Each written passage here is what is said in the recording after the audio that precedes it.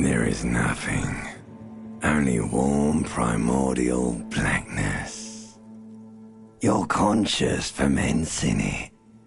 No larger than a single grain of malt. You don't have to do anything anymore. Ever. Never, ever. Never, ever, ever, baby. An inordinate amount of time passes. It is utterly void of struggle. No ex-wives are contained within it.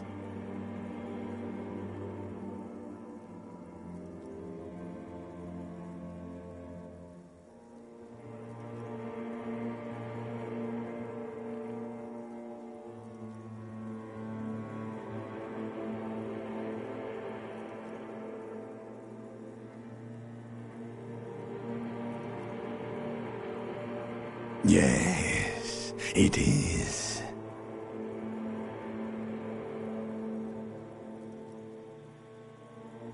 An awareness creeps up on you. A mass lies hidden in your dead angle, soaking in some lurid acidic source. It's bloated and shameful, a ball of meat surrounding you. This is a terrible line of questioning, and it will only lead to more awareness of the meat thing.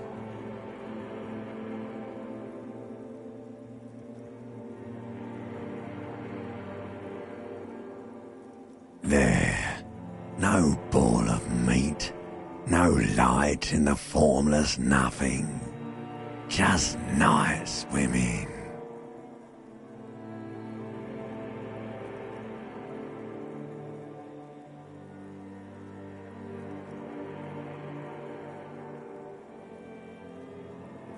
I know you do, baby.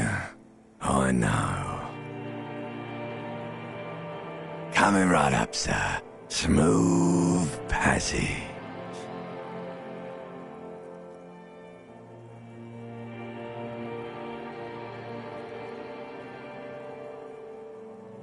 All right. Nothing down to fuck all borough.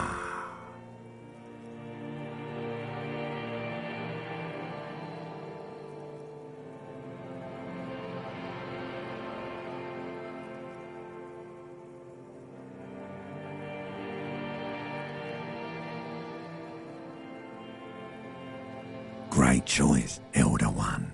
It has always been like this, and it always will.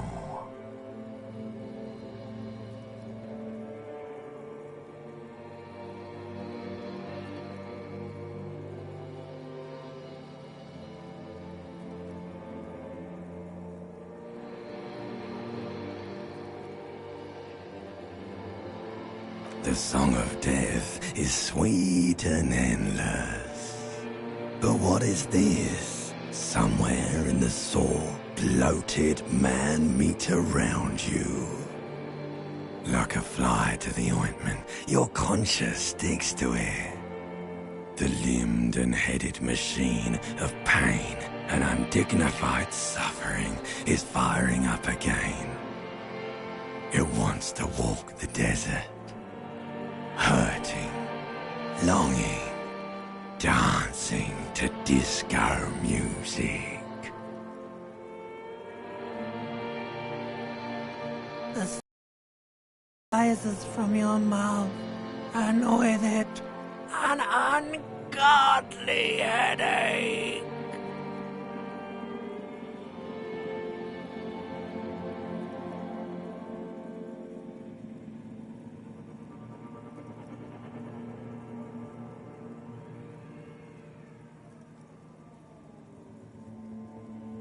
A fiery streak penetrates your skull, trying to force your eyes open.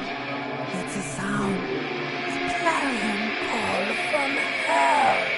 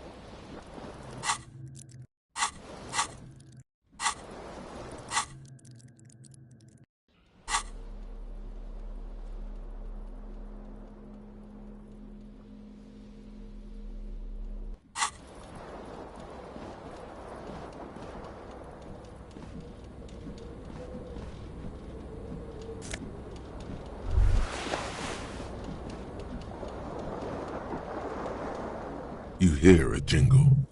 Keys are clinking in the pocket of your flare-cut pants.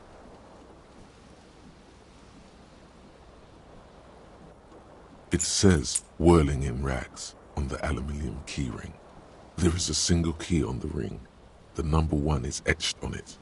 It should open the door.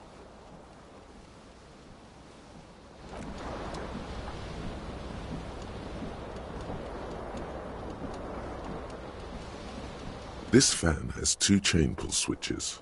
One ends in a tiny fan, the other in a light bulb. A truly horrific necktie has somehow attached itself to one of the blades.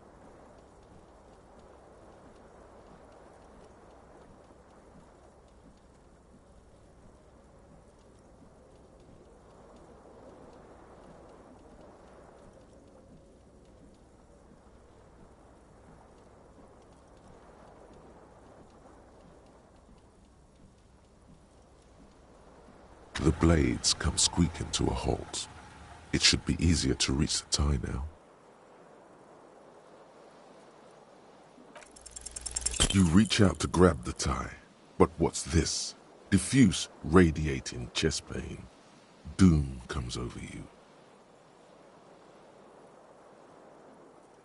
This is bad.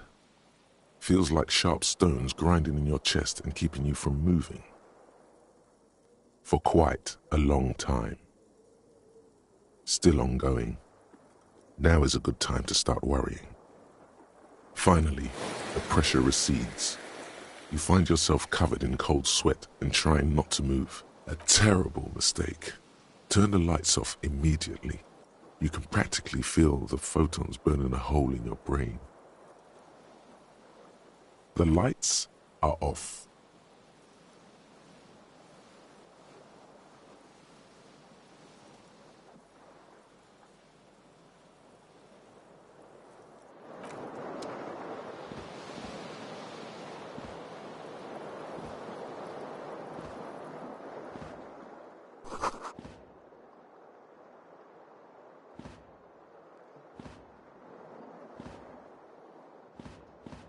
A mirror hangs above a bent and broken sink.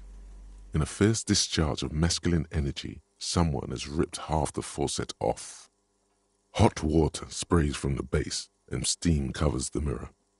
You cannot see yourself, just the outline of a man. Suddenly, you realize you have no memory of the face that awaits you there, underneath the soft vapor.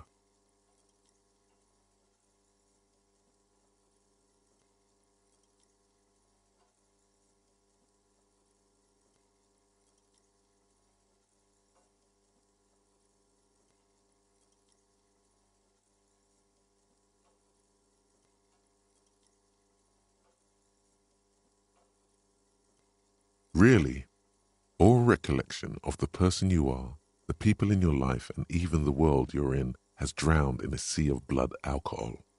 This was no mere night of drinking. It was a deluge of world-ending proportions.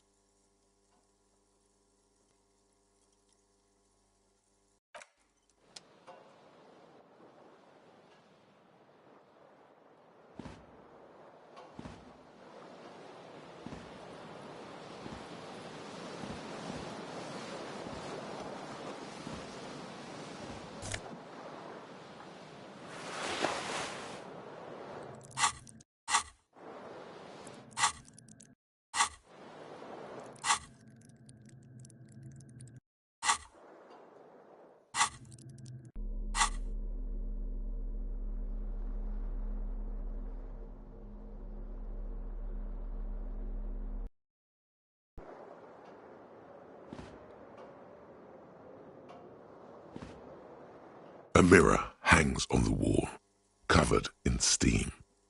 You cannot see yourself, just the outlines of a man.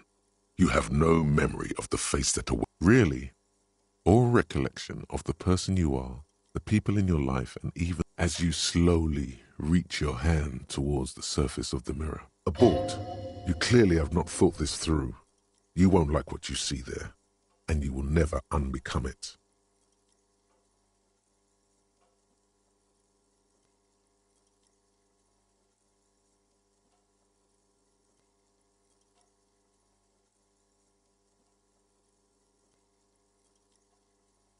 Yeah, there is definitely something wrong with it.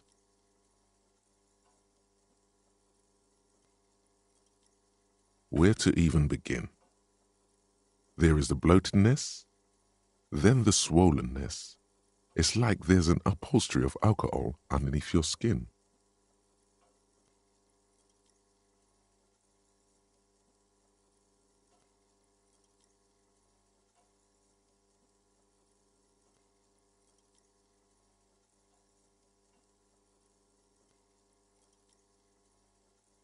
Bet you are. Your nose feels like a small balloon in the middle of your face. It hurts when you honk it. It doesn't appear to be a particularly tiny nose either. Not with all the drinks it's absorbed for you.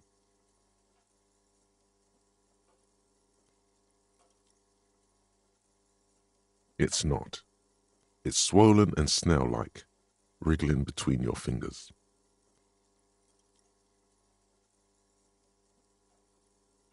Behold.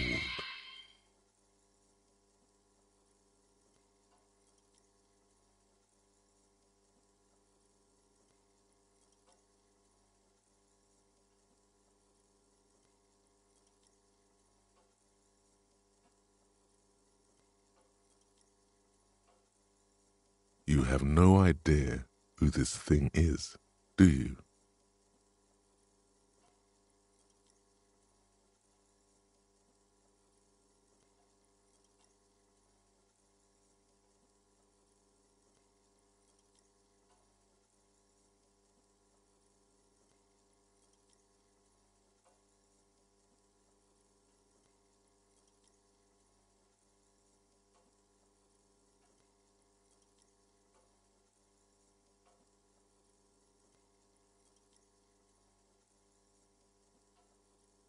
It appears you're also dead. There's clearly rigor mortis on your face. Or wait, is that an expression? Are you trying to make an expression with that face? Why?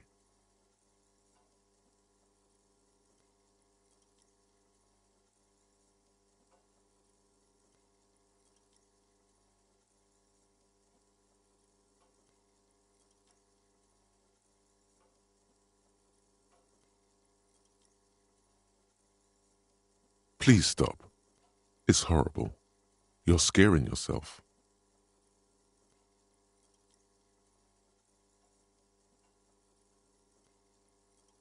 Oh my God. You can't stop. It's like it's not even voluntary anymore. You have worn that grin into your face and now it won't come off. What does it even mean? What is the emotion you're trying to convey?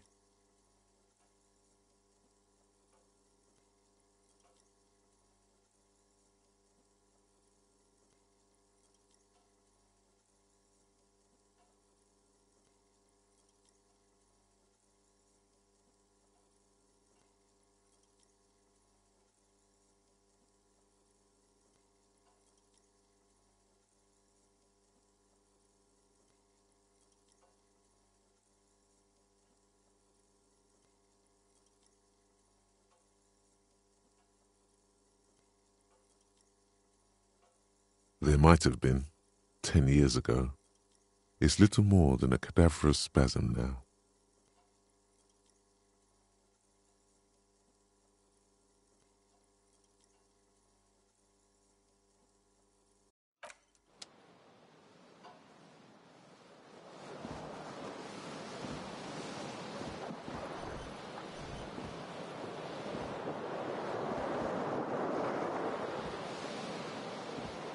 This fan has two chain pull switches. One ends in a tiny fan, the other in a light bulb. The switch must be broken because nothing happens. The air in the room is starting to feel like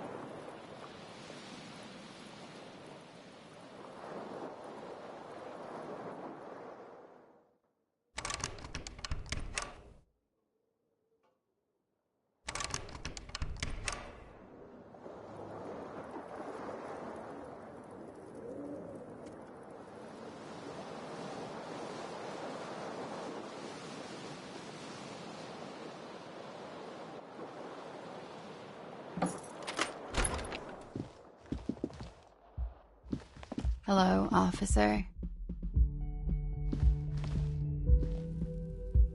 The young woman raises a cigarette to her lips. Her eyes are brown and her face is speckled with birthmarks. She can't be more than 28.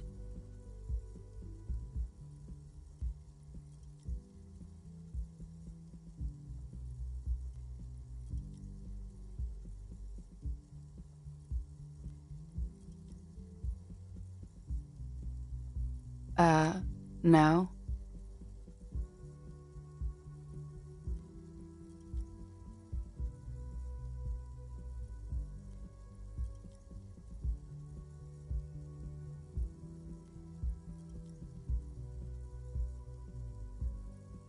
Because you're a police officer, sir.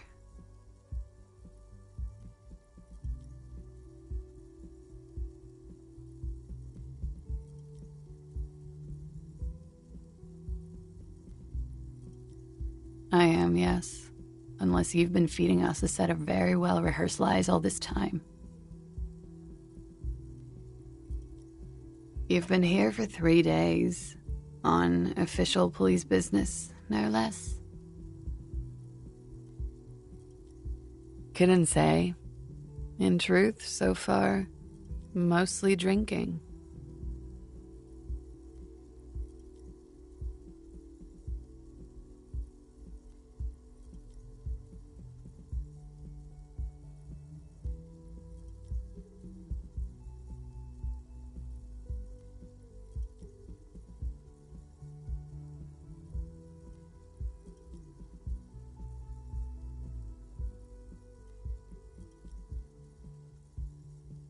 Could it be because of the drinking?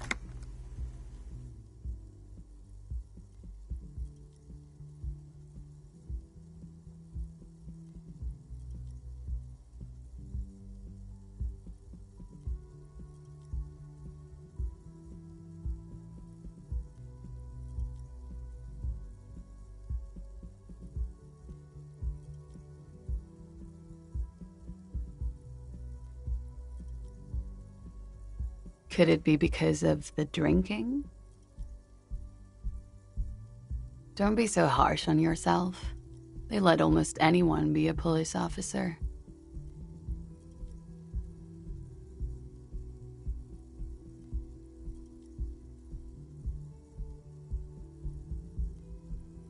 Of course. Be careful, officer. They don't like the police around here. Something stirs in you as she's about to go. Call it an instinct, a need. The need to ask questions. It's like you said the words 1,000,000 times before. She looks back at you, a light glinting off her eyes.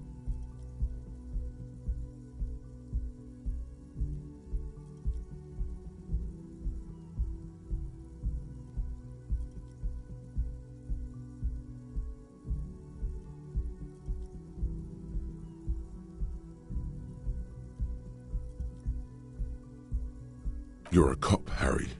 It is unnatural of you not to want to ask questions. Yes.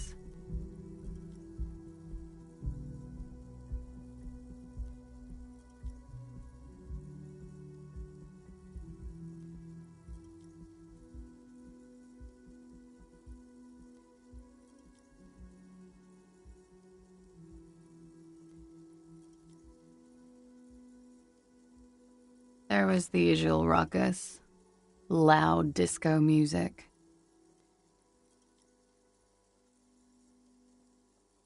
I couldn't say.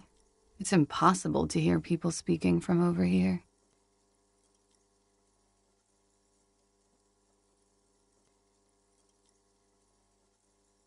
Oh, yes. Various artists. Ostentatious orchestration prime among them. Oh, were huge where I come from.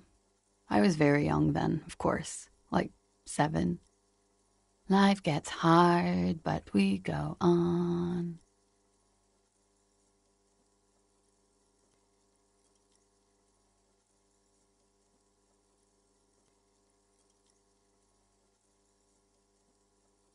I don't know about that. At around 2 o'clock, the disco stopped, and there was a change of pace. A slow, sad song started playing, like organ music on repeat. That went on for quite a while. Some of the time, you were yelling along to it.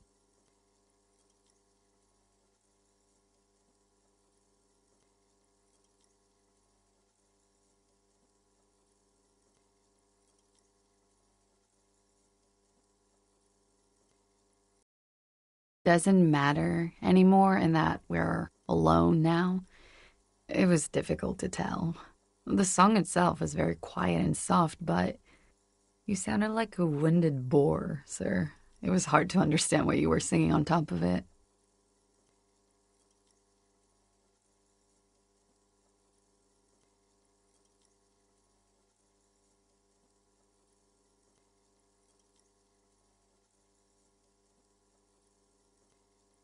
Then you started screaming and trashed the place.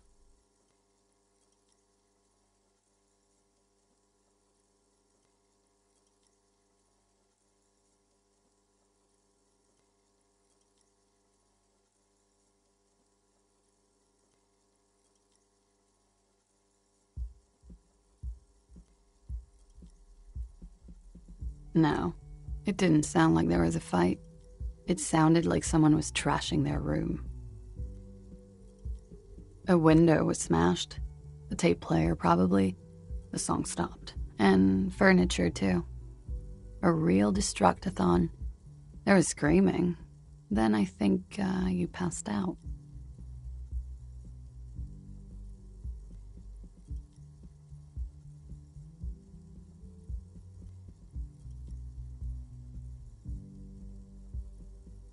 There was. I think you screamed that you didn't want to be this type of animal anymore. I may have misheard, but it was sort of memorable. I went out afterwards. Everything was quiet by then, around 4 or 5. And that was it.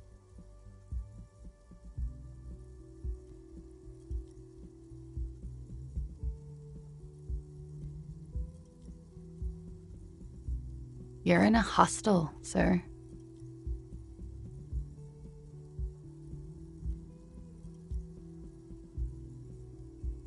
We are in Revachol. Revachol is the disgraced former capital of the world, divided into zones of control under foreign occupation. Half a century after a failed world revolution, she is central to our moment in time.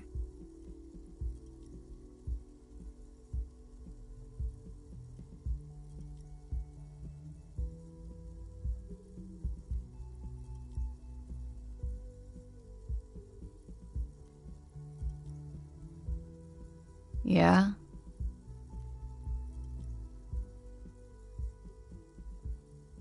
It's 51.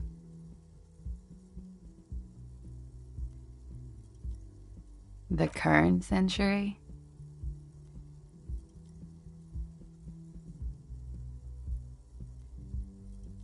Centuries don't have numbers, they have names, and this is the current one. Civilization has existed for 8,000 years, sir.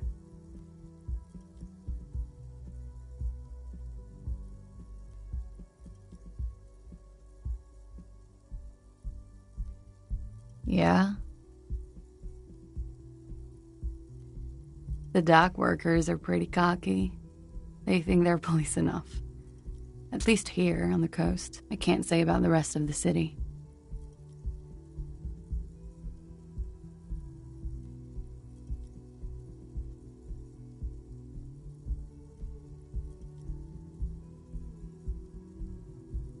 Glad to have been of assistance.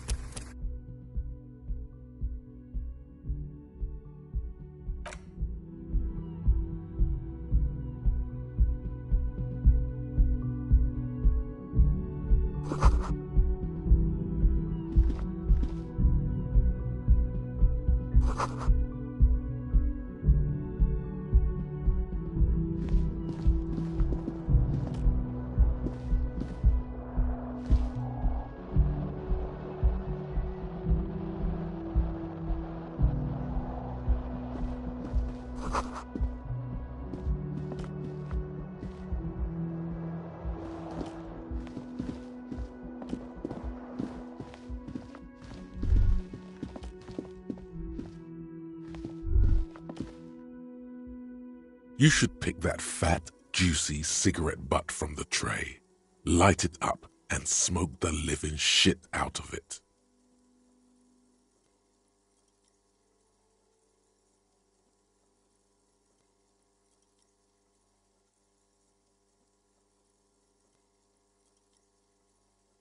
The living shit.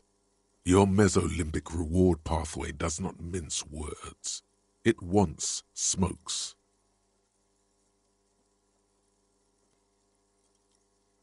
Who knows what you are? A monster, a murderer, the gnome of Jeroma? You feel like a smoker, especially when you look at that juicy, succulent, seductive cigarette stub, still smoldering deliciously. How very astute of you. This renders it ineffectual. You should look for a whole cigarette, or better yet, an entire pack. Strike that. A carton. Make sure they're all healthy and able-bodied. Then smoke them all.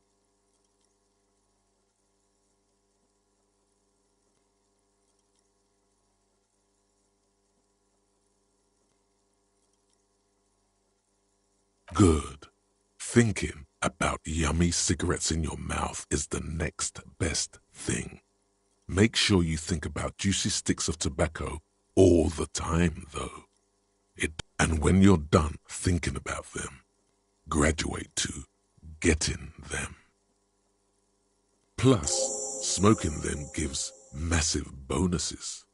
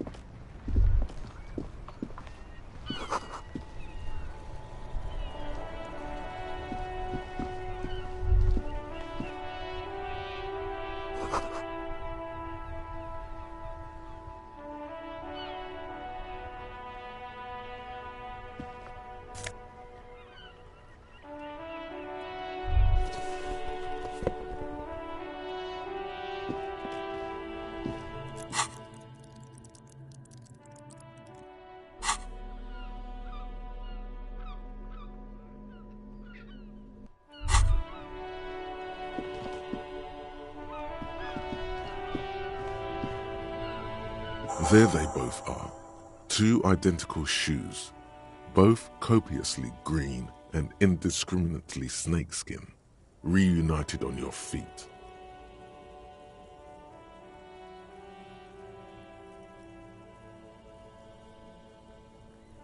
Like two baby crocodiles.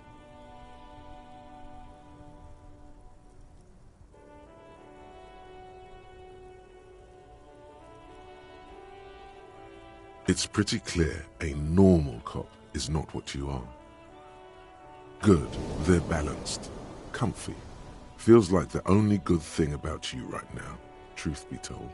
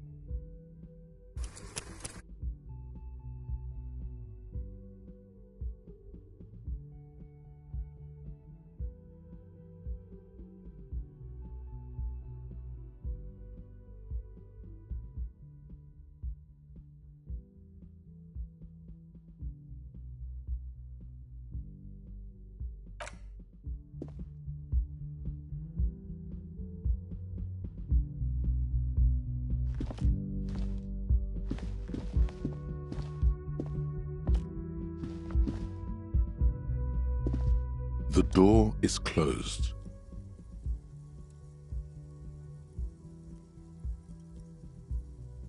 There is no answer. You hear the shower being turned on, somewhere inside. A tremendous loneliness comes over you. Everybody in the world is doing something without you.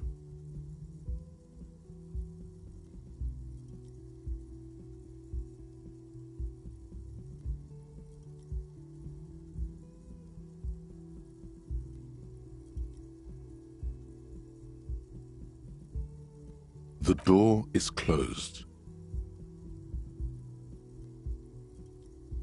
This door can only be opened with a key or from the inside.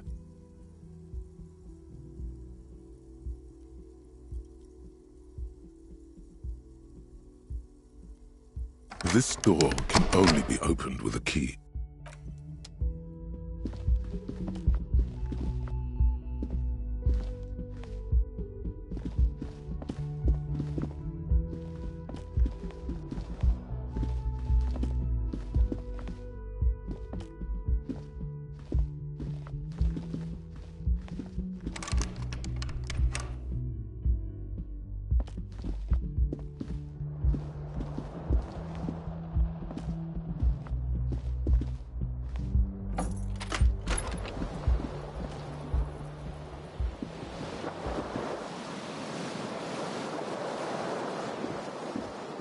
This fan has two chain pull switches. One ends in a tiny fan, the other in a light bulb.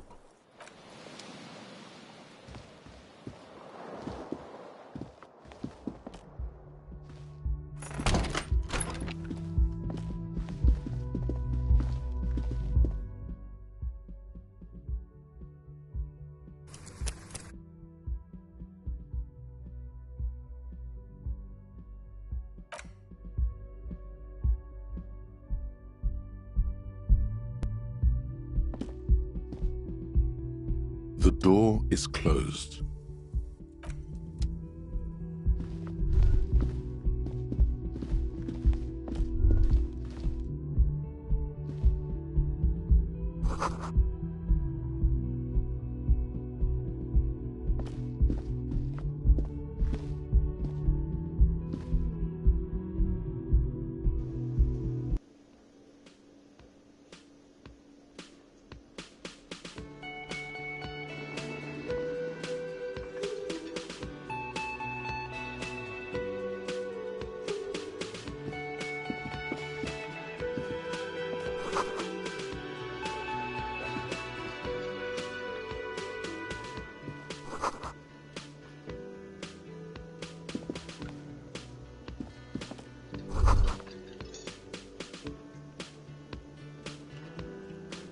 You should totally sing karaoke here, the first chance you get.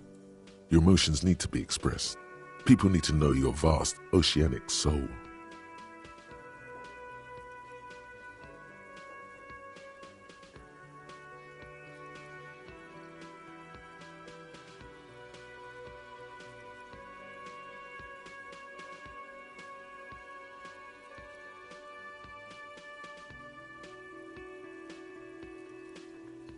Utterly, and it needs to be heard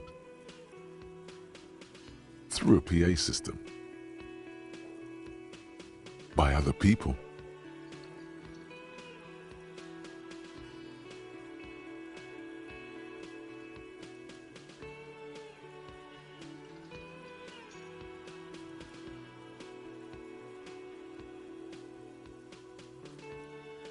You should sing the sad small church song from that tape you found. Thought it was obvious.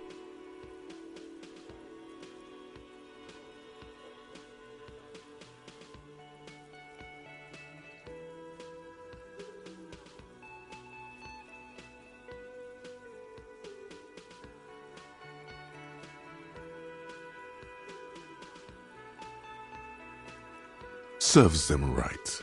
Wipe that smirk off their face with your sad, tragic song. You would need another copy of the tape first, though. The one upstairs is destroyed.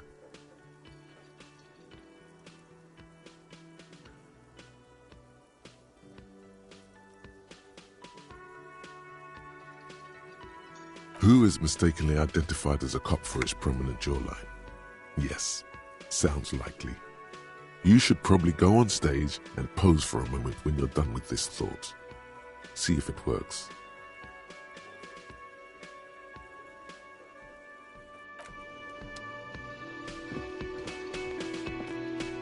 A man in his late 20s stands behind the counter, inspecting a stuffed seabird. As you approach, he gives you a sideways glance, then looks down again.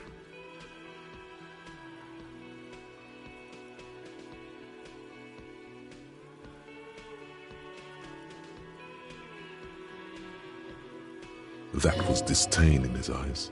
Even now he is purposely ignoring you. Looks like he's not a fan.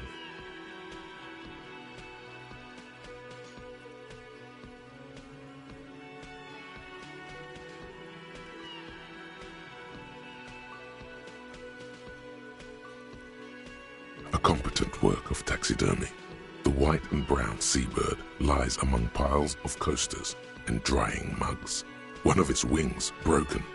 The man looks like the bird was ripped off the shield that was used to mount it, most likely on a wall.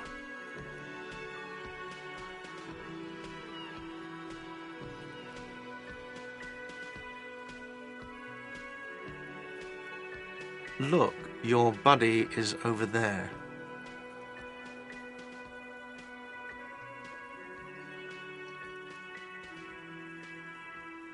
Why don't you go and talk to him, okay?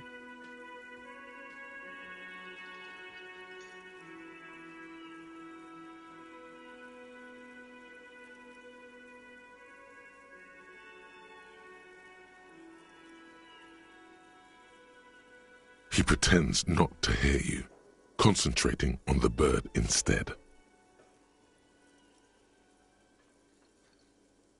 No, I'm not the bartender. I'm the cafeteria manager. He's very animated all of a sudden. This seems like a touchy subject.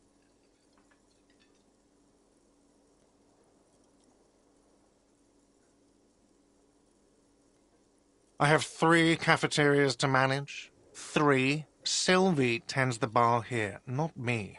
I'm only standing in.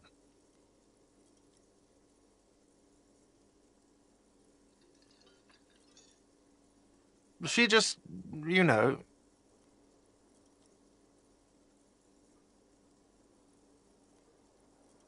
Oh no, you're a hero. A real hero cop. Could the massive property damage upstairs have anything to do with this?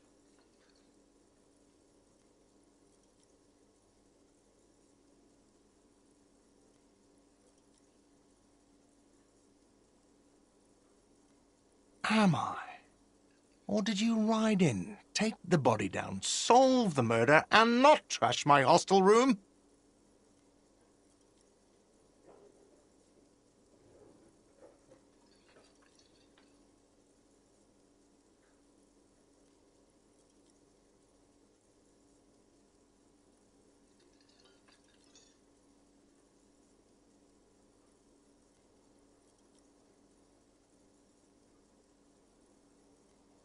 Oh, it's not?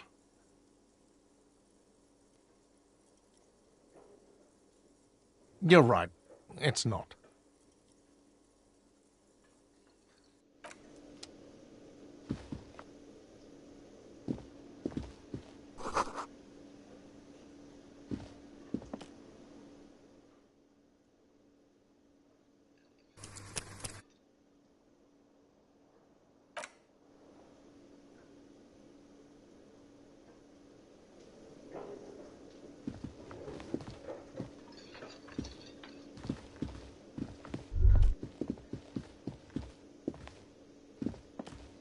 A bespectacled man in an orange bomber jacket is tapping his foot on the floor.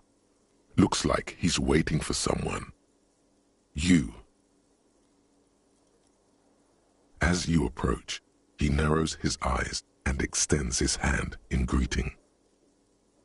If an assault were launched on this building right now, if the windows came crashing down and the whole world descended upon you, this man would hurl himself in death's way to save you. You are sure of this. But why?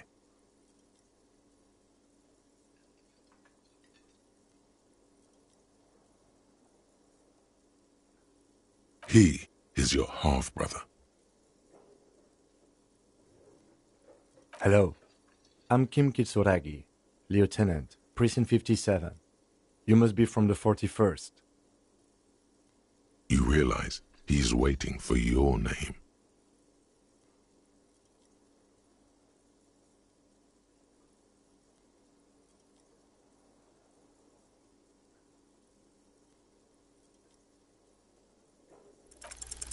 Raphael Ambrosius Cousteau.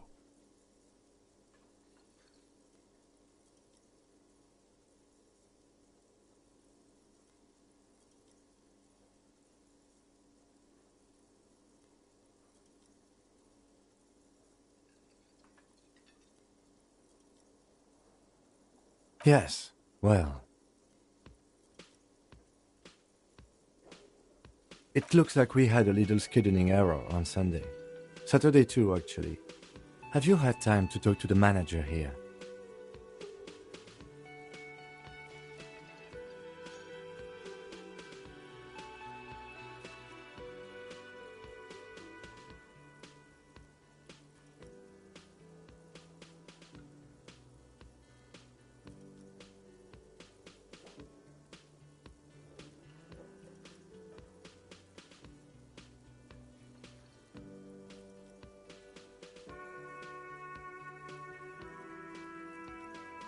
If you don't mind, we should talk to him again. Ask him for a rundown of the area. Now that I'm here as well.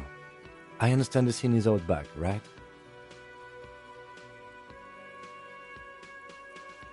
It also wouldn't hurt to assure him the police are finally here. In full force, I mean. Have you mapped out the initial interviews?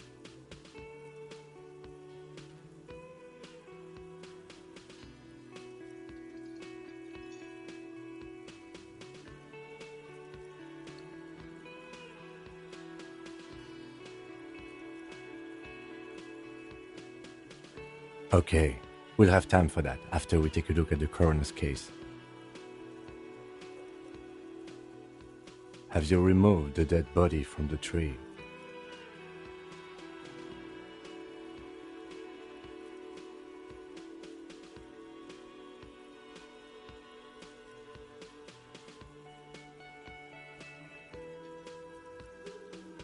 Mm-hmm.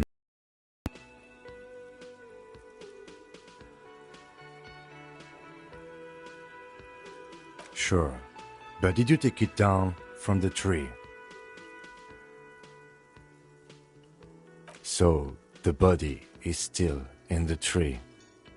This is the first time you detect a weariness in the lieutenant's voice. It is obvious he would have preferred for the body to no longer be in the tree.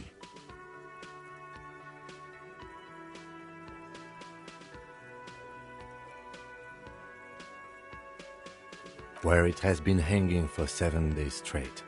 We should go there as soon as we are done talking to the owner.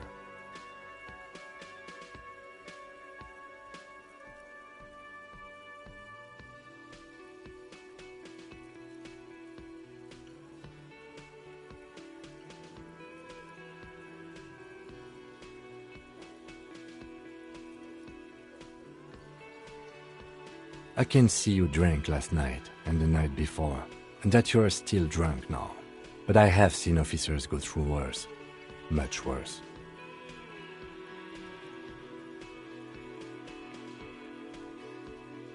If you need something for your headache, there is a general store nearby. But as I said, the dead body should be our #1 concern.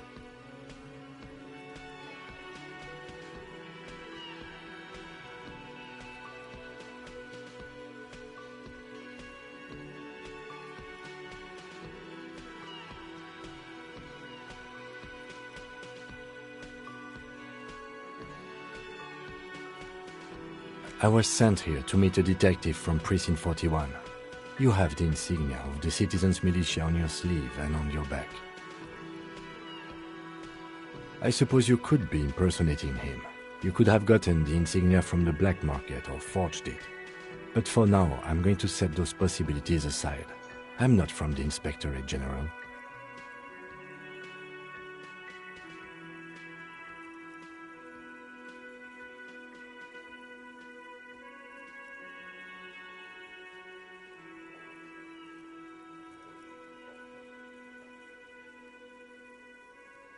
Yes. They're not just white rectangles. They bear a halogen watermark with the letters RCM and a pattern resembling the street grid of Revachol West.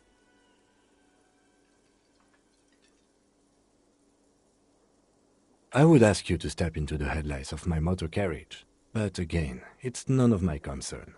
I just need you to do your job.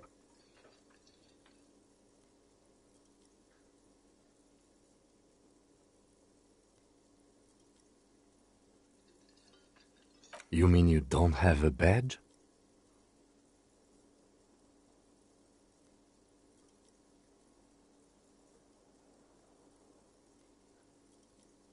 Losing your identification card is a serious matter.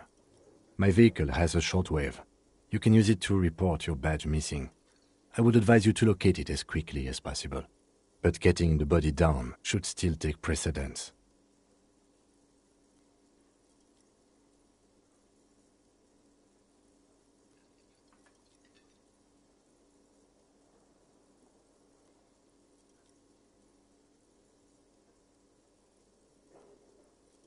After you, officer. Lieutenant Kitsuragi is now in your party. You can talk to him whenever by interacting with him.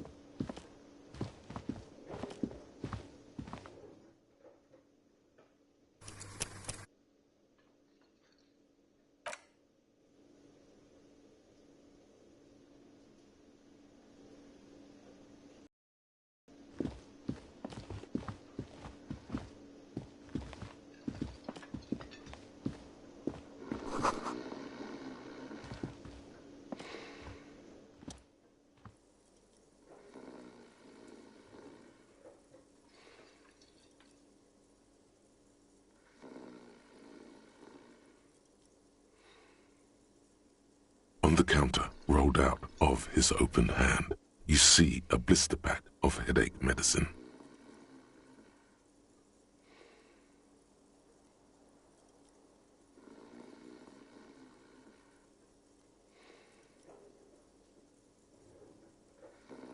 The man does not mind. You probably need them more than he does. You've just picked up some magnesium. This item is stored in the bottom left corner of the screen above your character portrait. Use magnesium to heal your morale if you have morale damage.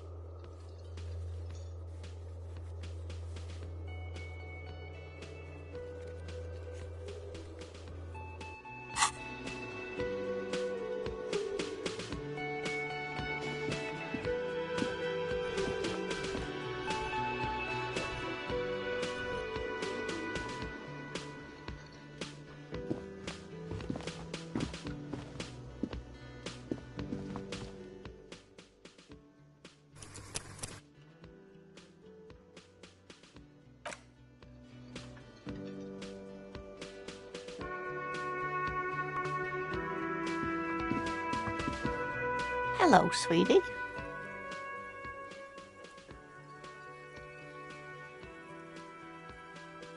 Wait, who's Sweetie?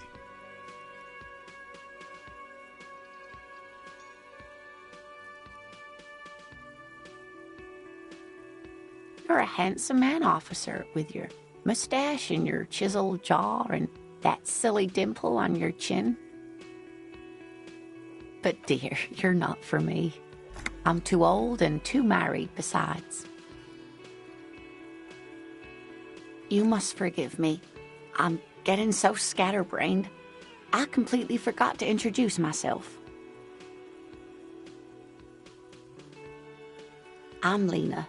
My husband Morel and I are staying with our friend Gary just down the street, but I come here for tea when they're away. This Lena is wacky enough for the motley crew. Hire her on the spot.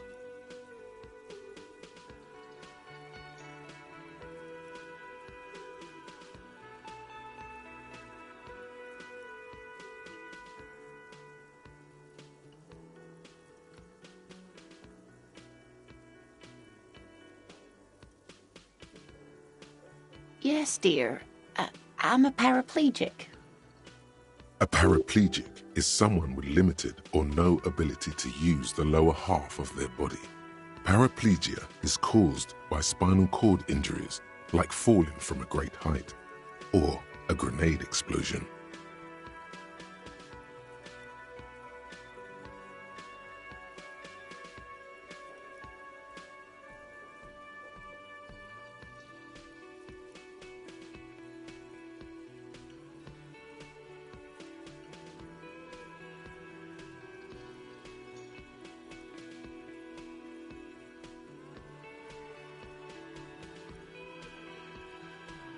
That's quite all right. I'm used to people asking questions. I know they're thinking about it anyway. Whatever do you mean?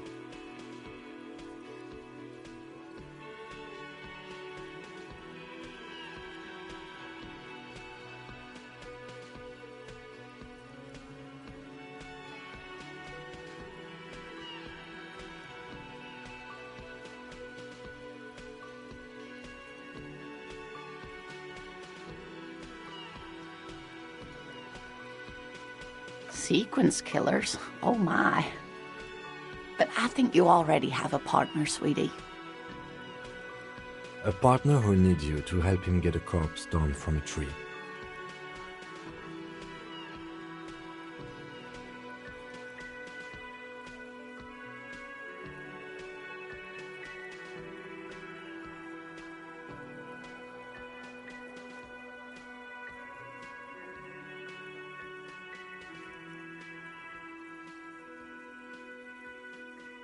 I can assure you with absolute certainty, there are no sequence killings taking place in Martinez.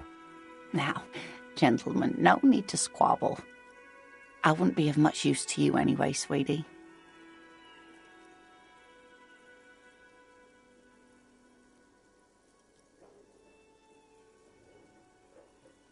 Thank you, but Martinez isn't the most wheelchair-accessible place, you see. I'd slow you down. Perhaps another time.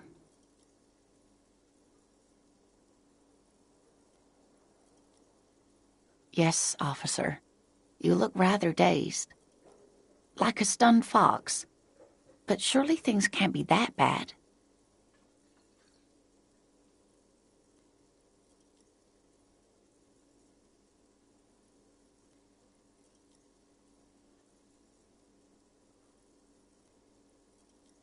Oh my. You know where we are, right?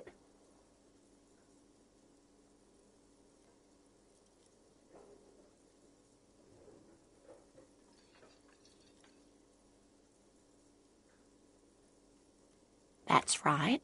And where is the Whirling in Rags cafeteria itself located? Yes, indeed. We are in the fine city of Revachol.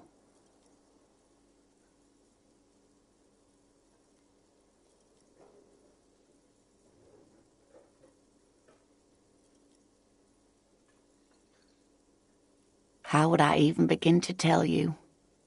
Revachol is the most beautiful city in the world. We're fortunate to be here, you and I. I haven't seen very many other cities personally, but everyone says so. Revachol is a rare jewel. This city used to rule the world, though it has seen better days.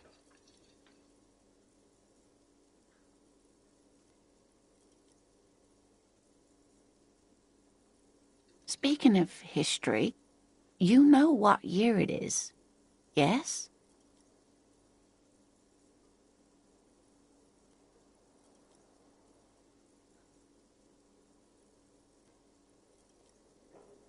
That's right, dear. How splendid. Here, take this pen. Knowledge should always be rewarded.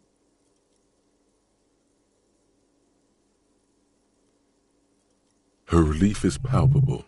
She was getting pretty worried about you there, but now she relaxes her shoulders. I can tell that this is taxing for you, so I'll just ask one more question.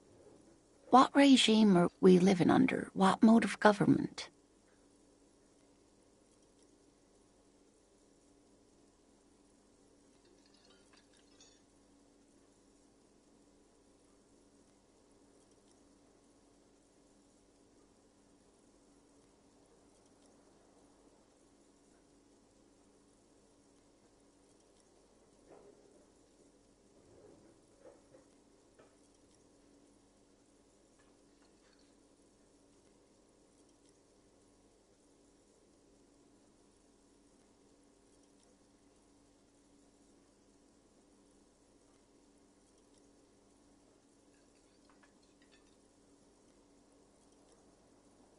Actually, we are not. You could say that about almost any other nation, but not Revachol. Try it one more time, officer. What mode of government?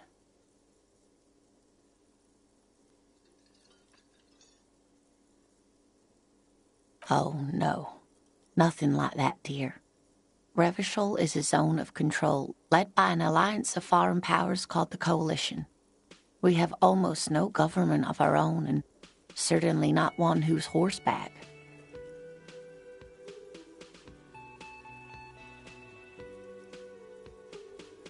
Of course, you've arrived at a weak world, where no one appreciates animal husbandry.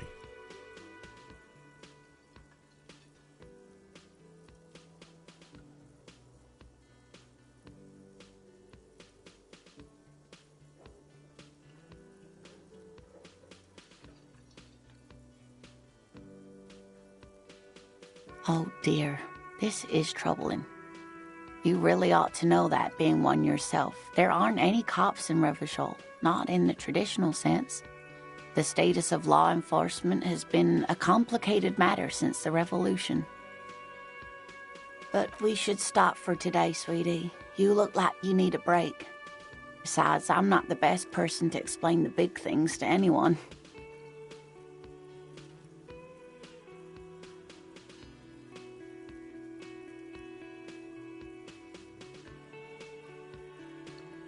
She's scared now. She's realized you really are brain damaged.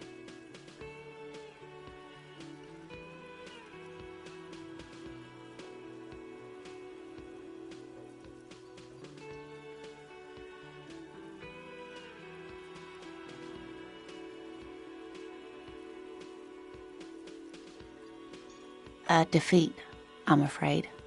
The people of this archipelago tried to build something new, something different. The rest of the world didn't like it, so they came and ended it. This was 42 years ago.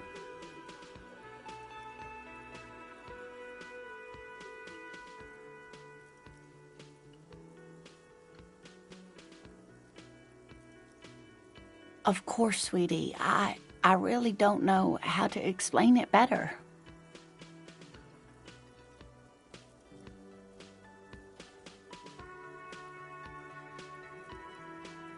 You didn't do too well, dear. You really only knew what year it is.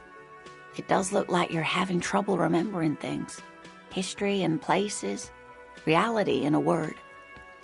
It's very odd. A sigh. The lieutenant buries his nose in his notebook. But maybe a fresh set of eyes is what the world needs. And while I'm no doctor, such bouts of amnesia are often temporary, so I wouldn't worry too much.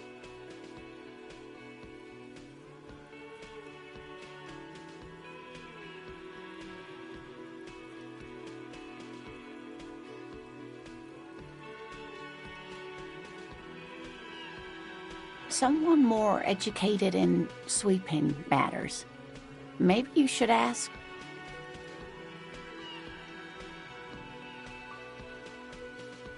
No, I'm not an encyclopedia.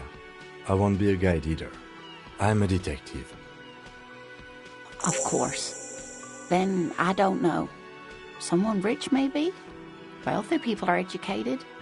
Though I don't know where you would find a wealthy person in Martinez. Of course, dear. Good luck with your case.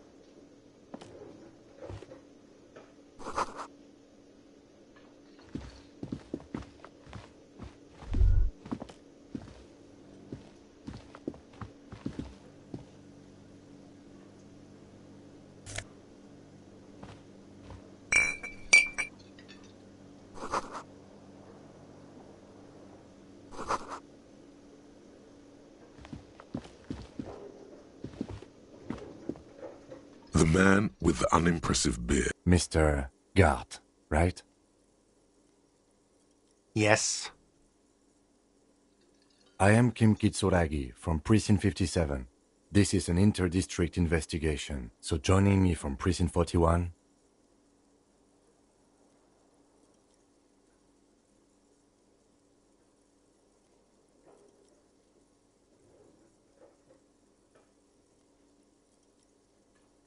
Right.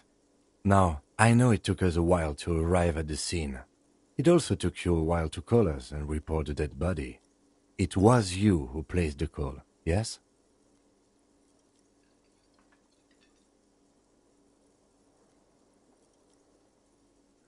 No, I only just got here. It was probably Sylvie who called you. She usually works the bar here. I'm only temporarily taking over her duties. Do you have her number? As a matter of fact, I do.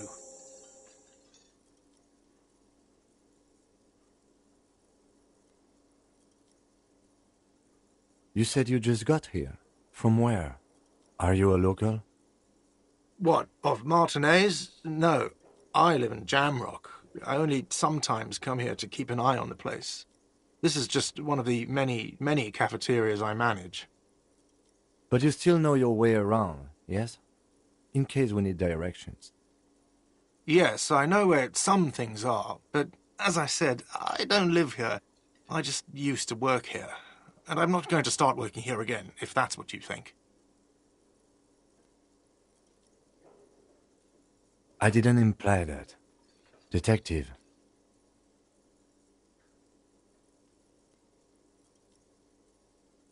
I have everything. You?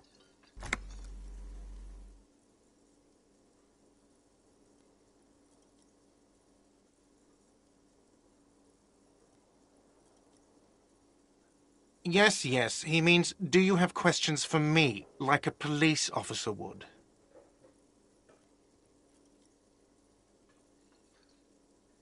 Behind this building, there's a courtyard. They hoisted him up on a tree there.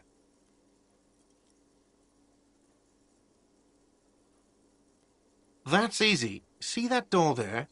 First you exit through that. Then, to your right, you should see a big hole in the fence. A really big one. You can get to the courtyard through there. No need for the keys. The hole is big enough for the Franco-Nigerian cavalry to fit through.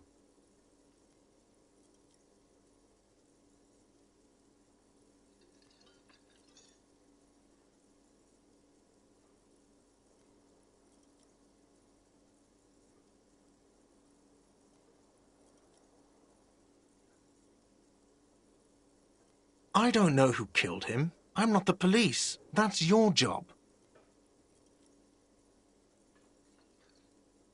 The lieutenant turns the page in the little notebook he's been scribbling in.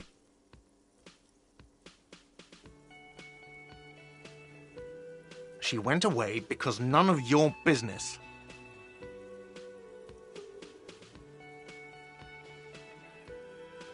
Oh my God, what is your obsession with this Sylvie person? Get over it. Let's go.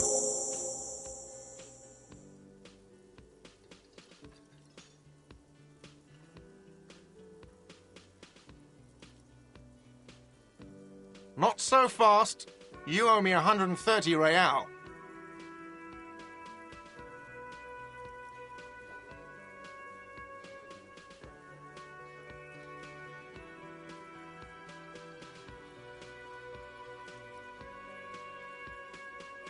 Oh, excuse me. You owe me 130 real.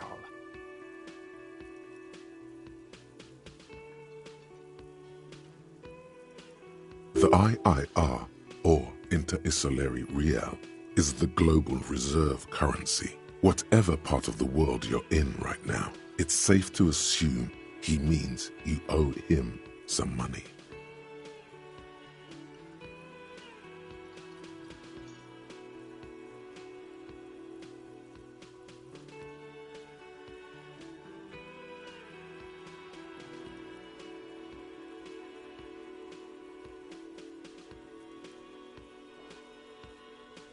Wow, you're a genius. Yes, that's right, money. You owe this establishment 130 real.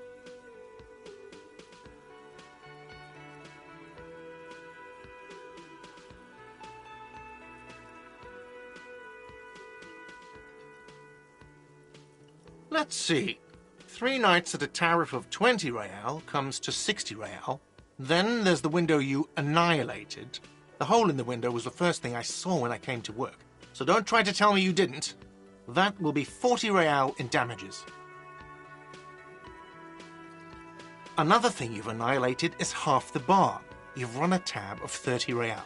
Actually more, but we'll round it down to 30 for your hard work maintaining the stability and order of Revachol. That's 60 plus 40 plus 30 equals 130 real. And yes, real is still money.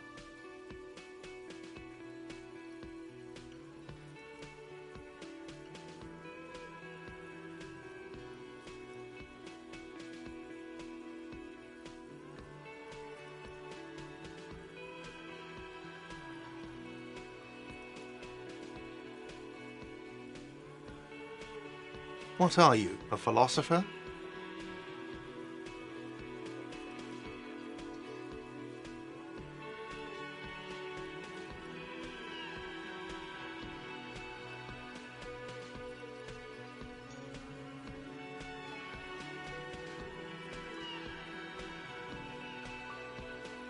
Money is what grown-up people use to pay for things.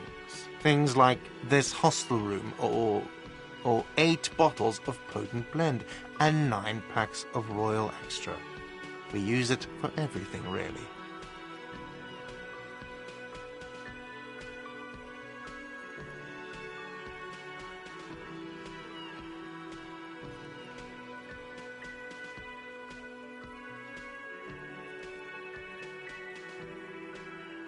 There's a shuffle of nylon as Lieutenant Kitsuragi looks for something in the pockets of his orange bomber. That's cop 4. I haven't offered to pay because I don't have any money either.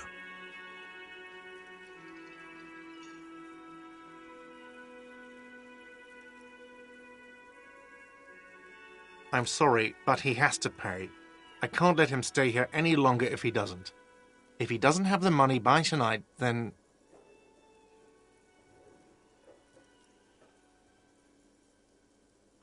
Officer, maybe you are better off working this from home for now.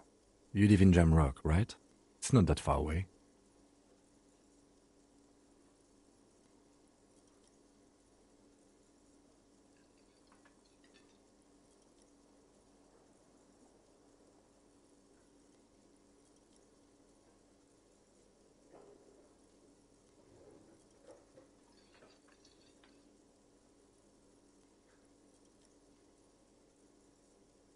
I'm sorry I couldn't help more. You should take this up with your station. I have a shortwave radio in my car, okay? We have to get this investigation started now.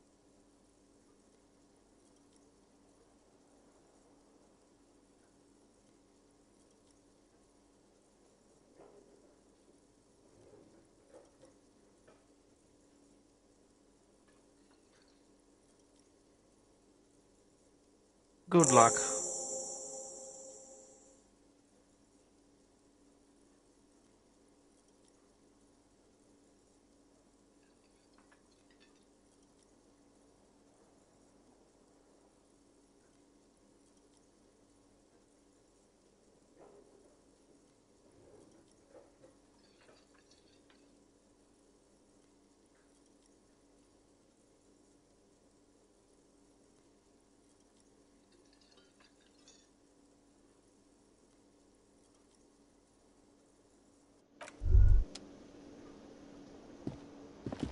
By the way, where is home?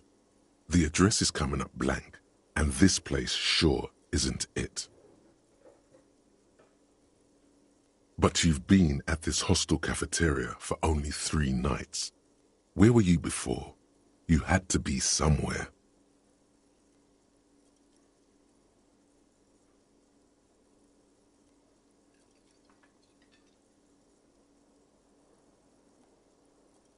You don't really know, do you?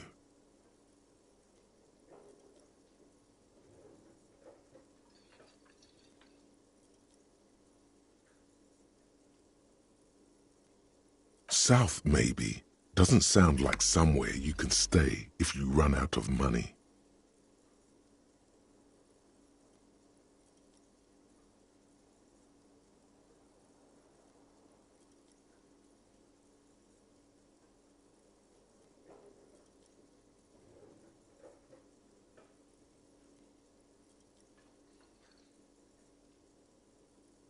You can try.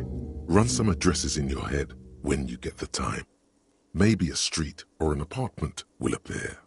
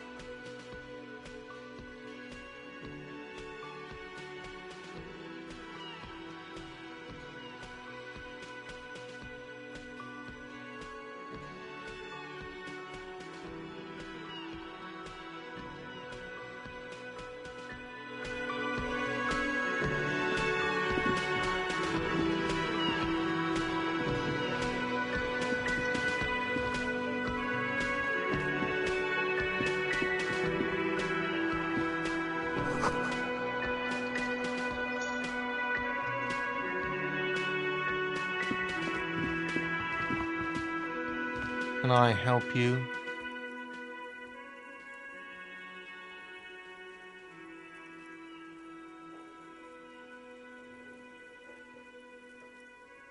Absolutely out of the question. Absolutely in the question. First we find a sad banger. Then we sing this place to shit.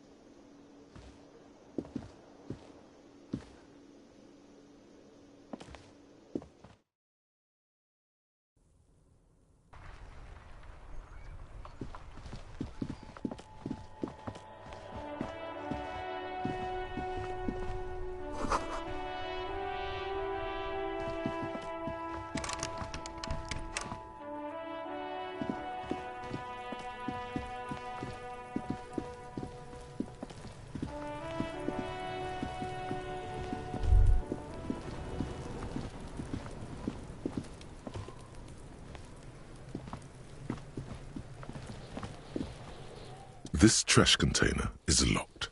The sliding lid has a padlock that says, "Whirling in rags."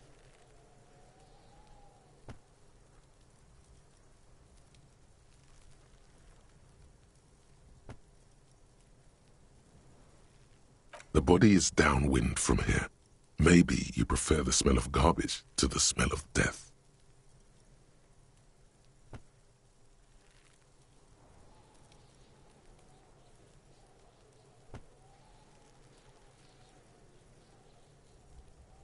We could try using a pry bar. There's one in my motor carriage, or...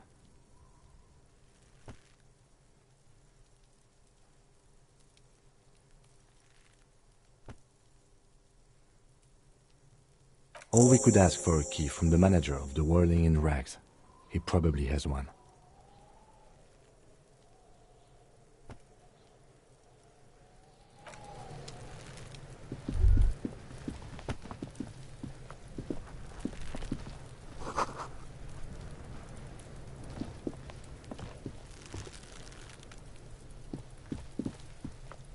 The corpse looks at you with bulging white eyes. The face around them does not look human. It's swollen and ready to burst. His lips are fish-like and his tongue like a ball gag in his mouth. You seem to be holding your breath.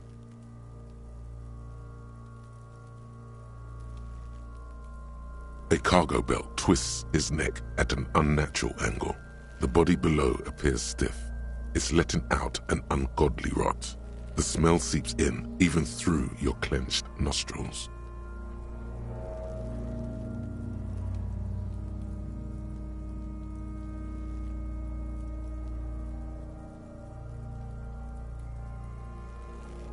Active decay. It's okay to throw up, officer. No one is judging. He's about to blow! Cop's gonna blow, Kuno!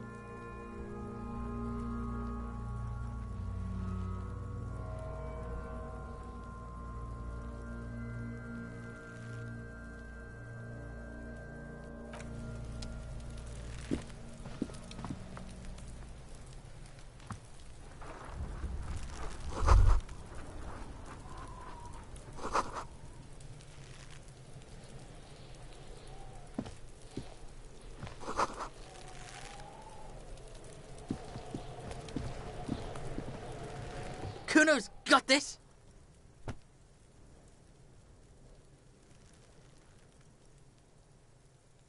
If there ever was such a thing as an ugly kid, then this is it.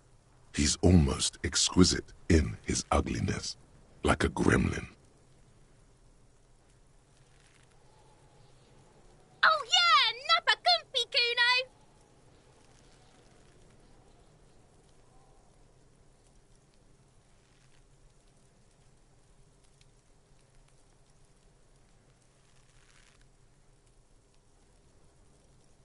right in the dick, Kuno! Get him right in the dick! Love it in the dick.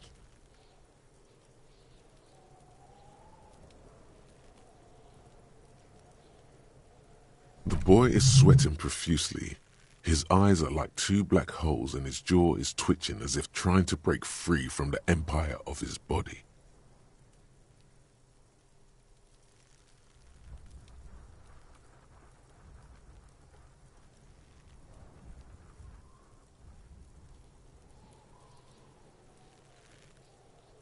The kid is obviously high.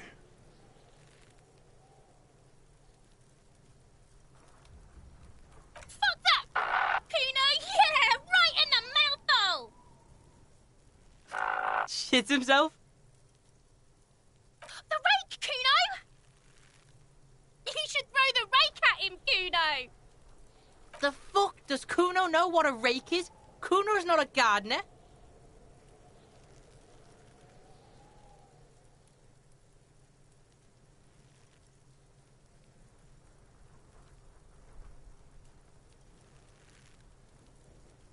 Alright, entertain the Kuno.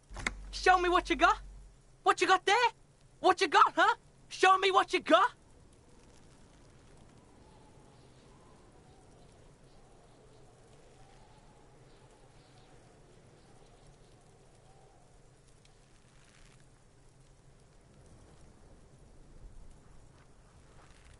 Shitload, pig.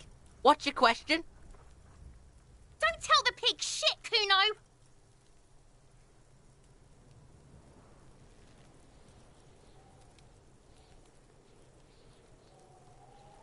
If I were to want to waste my time, which I do not, I would ask them who he is, how he got there, and the usual.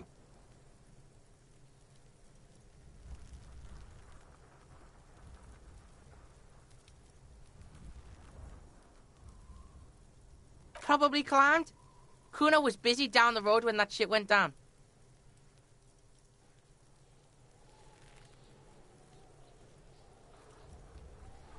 You heard Kuno. Kuno wasn't even in Martinez. Kuno wasn't in Revachol. Kuno wasn't regional.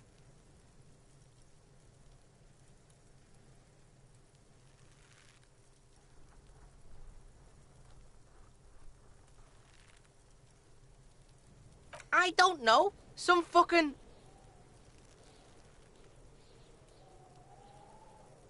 Mesk or I don't know. Some other place. Night City. Kuno was in fucking Night City.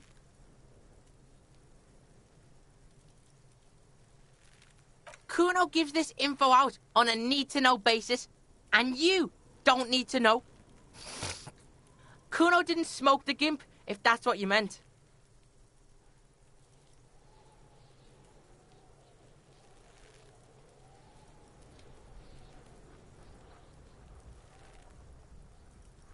Kuno's fuck gimp. Kuno uses the fuck gimp for target practice. End of conversation. Very strong. You should be this stoic.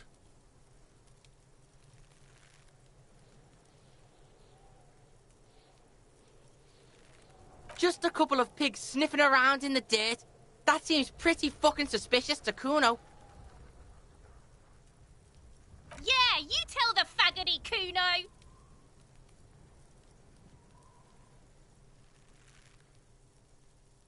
You're testing Kuno's patience here. Get lost,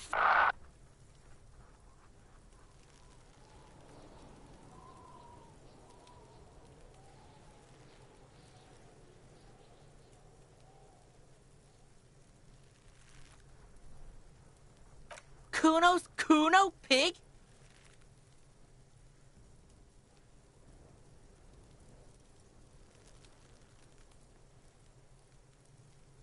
Shoot that shit at Kuno, pig-o-naught.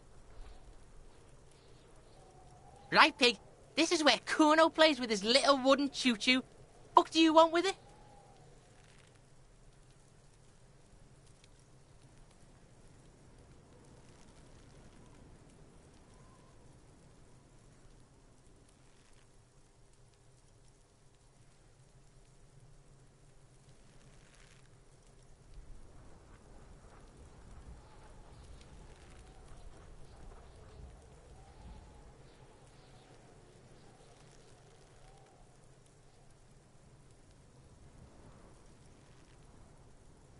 Look at that fucking shit!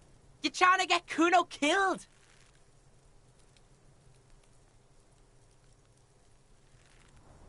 Fuck does Kuno know? Kuno's not a fucking acrobat. The lieutenant takes a quick note in his notebook. It's a trap, Kuno! Don't climb it, Kuno! Dunno. Kiptas gardener used to work there.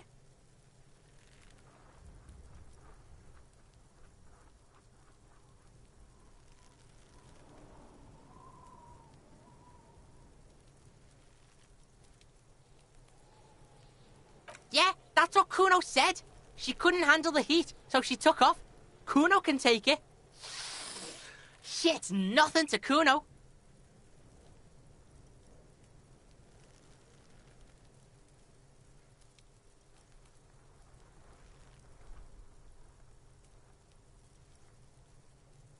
Look, Kuno doesn't explain shit.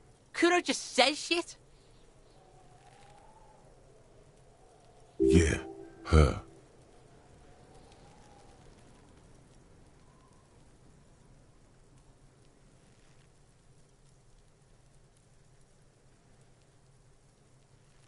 Don't be wondering about Kuno's shit, pig.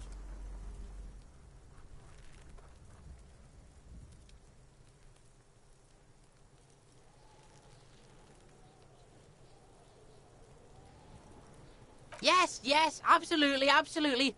Why the fuck are you telling this shit to Kuno? Yeah, whatever. Kuno doesn't give a shit.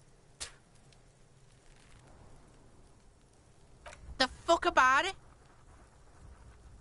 Your test. Get lost,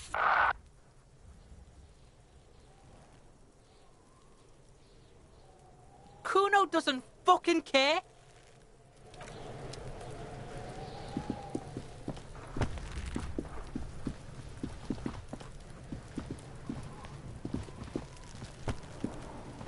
Kuno, the pig's getting pretty close to me. Come to snuff my shit out, I think.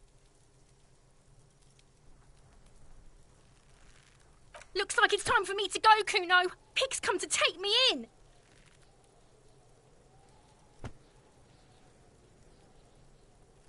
I'm going away for a long time, Kuno. Going away for life. What's going on there? Fuck are you trying to pull, pig?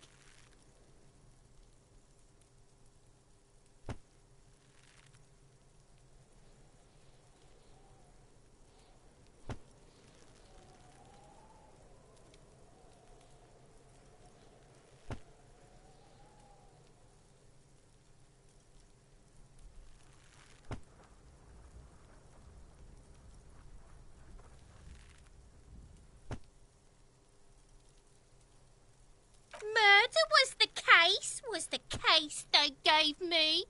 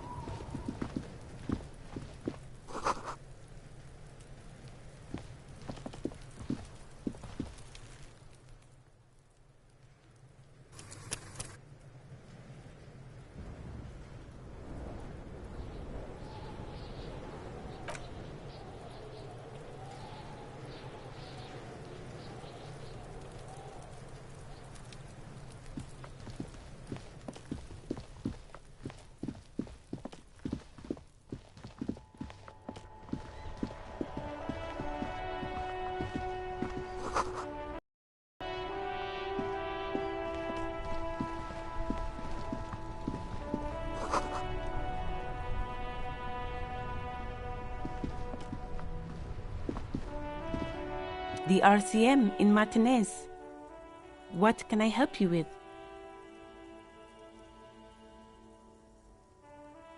Of course. What can I help you with?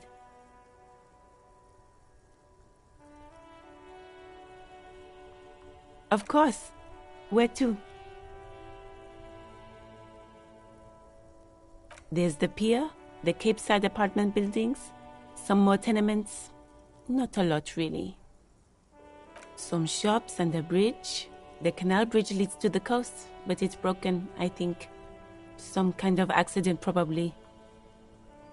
Just coast. There's a little fishing village there, and a fish market.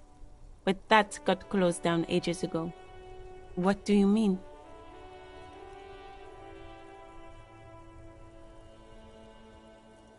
Yes, sir. District of Martinez. This intersection is called Roundabout North. He knows where we are. He just wants directions.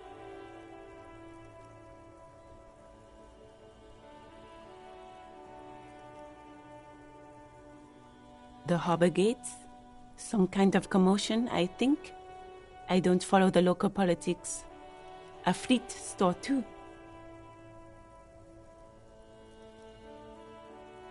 It's just water. No, actually, I think they call it the Martinez Inlet. There are some islands in the bay, but they're hard to reach.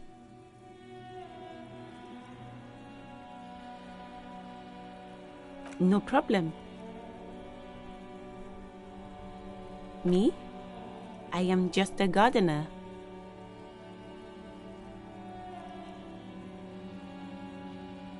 I am pleased to meet you too, officer. Excuse me? She's uncomfortable. Maybe you should drop this line of questioning.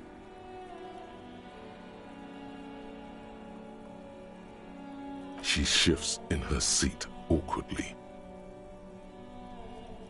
Of course. I won't hold you back.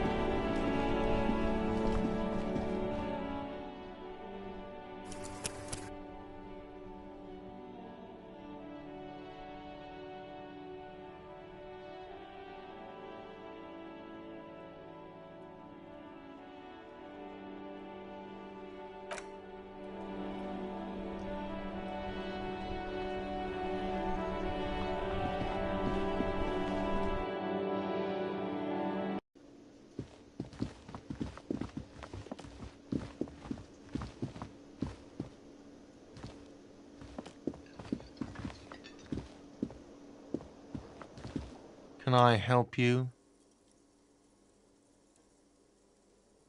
Mine? No, it belongs to the Whirling in Rags. Thank you for clearing that up. Why do you keep the container locked? Why? To keep the hobos and drunks out. That's why. And the neighbors, too. They put their trash there, and they don't pay for the garbage company. I thought as much.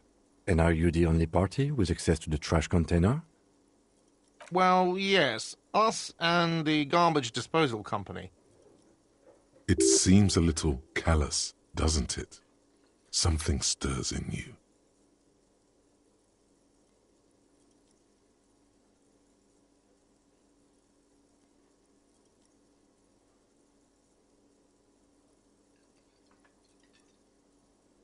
Okay then. Maybe you're callous yourself. What do you need them for? It concerns the case. Please cooperate. Just bring them back once you're done, please.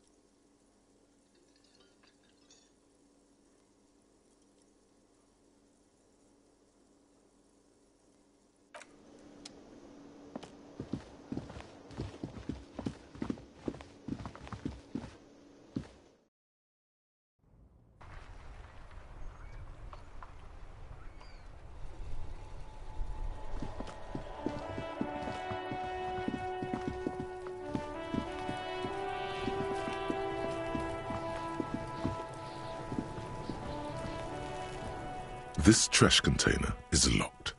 The sliding lid has with a well-oiled crack. The lock pops open. It should now be possible to simply raise the lid. Don't. Maybe you shouldn't. Just a feeling. A warning from some part of you. The smell of rotten food rises to greet you. You see soggy cartons, dirty rags, and organic waste.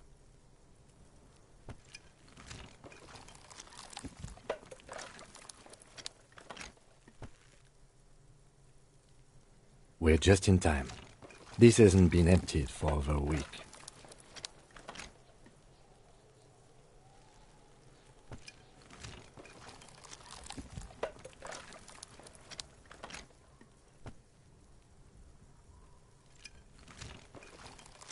You see milk and egg rest with one broken egg in it. Some pasta wrapper. Picking up the soggy packages somehow feels familiar. A box falls into pieces in your hands. Batiste Soleil cereal. There are plastic pasta packages below. And turbo noodles. Nothing of note, however. Among the threadbare kitchen towels, something catches your eye. A pair of denim trousers. As the legs of the slime-covered jeans begin to unspool from the garbage, a rank corpse smell fills the air. The victim's clothes? Cadaverine odor is faint. If these belong to the deceased, they were removed when he was still in the early stages of decay.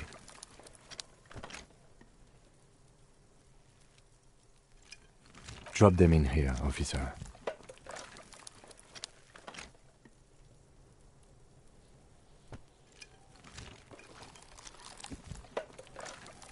Guitar marked blue jeans.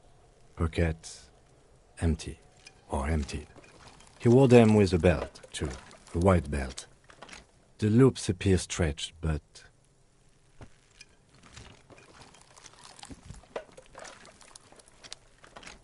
The belt is missing. That's it. Do you see anything else in there? I have another bag here. Something slimy catches your eye.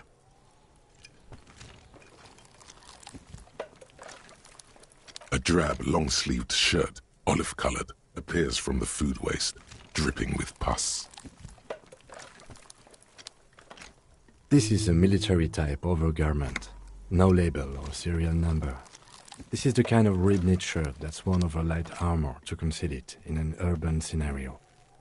Anything more? The rest of the rags are just kitchen variety waste. A yellow old mug that catches your eye. But other than that...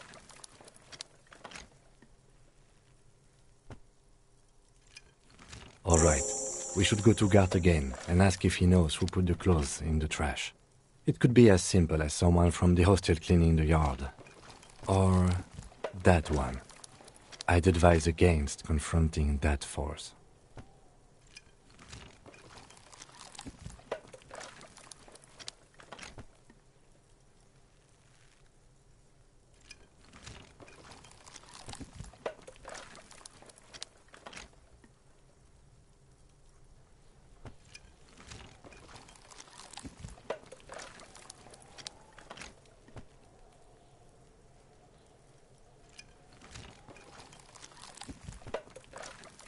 Not really.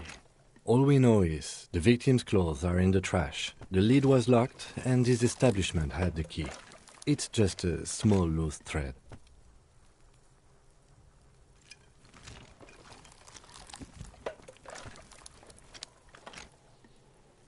The fuck's he on about, kids? You hear that, Kuno? He thinks you're an infant or something. See?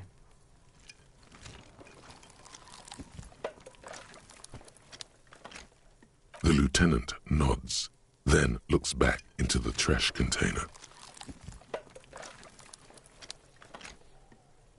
It's just organic waste, cold and slimy on your hands. Apple and potato peels, mostly. Unidentified sludge, and the occasional chicken bone thrown in for good measure. But hey, what's this?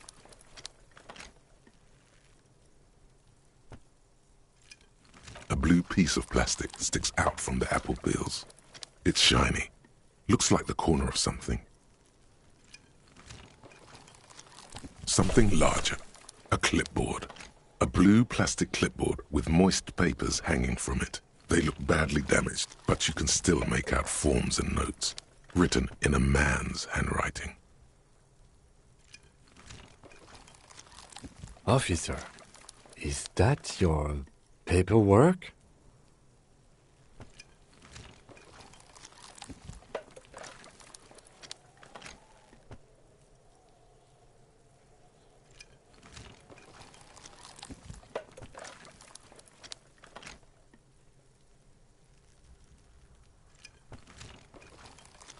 Yes, it is. Look. This plastic has the RCM street grid on it. You've even got an autopsy form.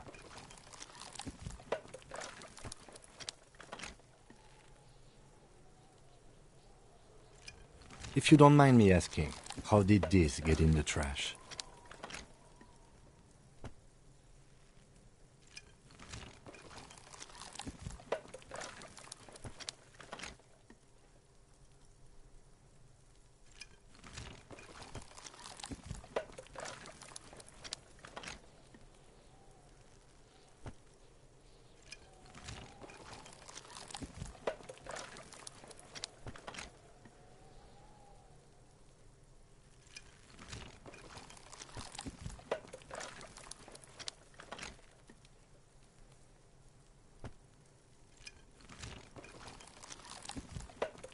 Boring. Try dangerous. You should do a thorough inventory of that. Be sure some has not fallen into the hands of the RCM's enemies, organized crime or worse. Official notes sometimes contain informants' names, even undercover operatives.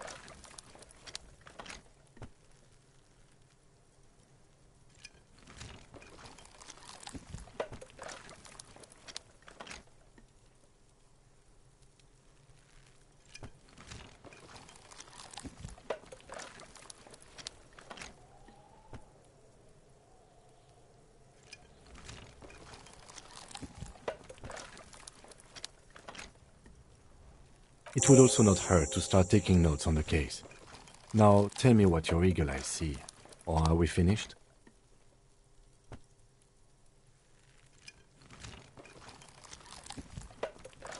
Some items, such as the ledger you found, are interactable. Go to your inventory and select the Interact tab to read your paperwork.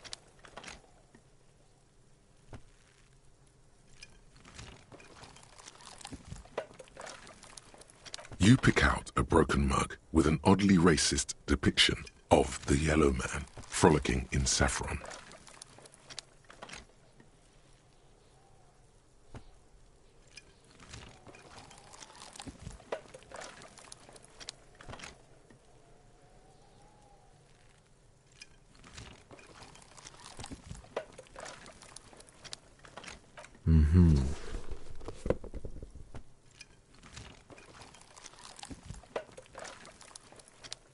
You've acquired an interactable item. Investigate this item further by going to the Interact tab in your inventory. The container sounds a muffled gong. That's one thing off the list. I think we got it all.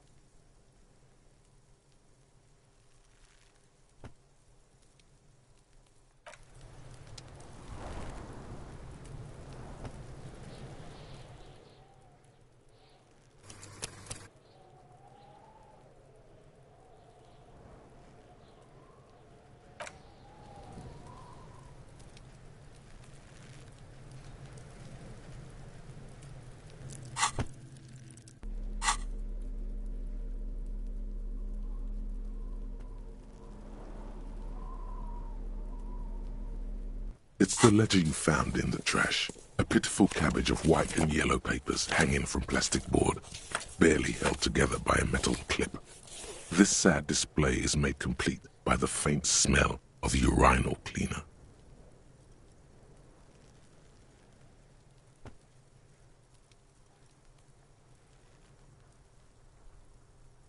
There's a toilet paper, or is it cleaning tissue?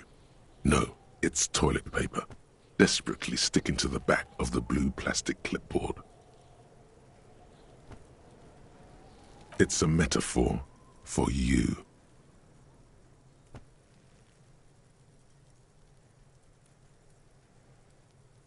It's just toilet paper sticking to the back of the plastic clipboard. You can take it off if you want.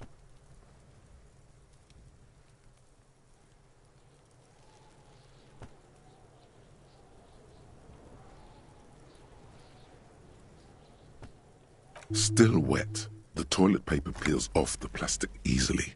All you have to do is shake it off with your finger and voila! The ledger now looks marginally better. An aluminium block runs the width of the board, biting down on the paperwork. Its crocodile teeth are the only thing keeping the papers together. A regular pencil, the tip worn down to nothing, has been attached to the clip. The surface is interrupted by a silvery sticker. It's rectangular, sparkling with iridescence. You don't know how you didn't notice it before.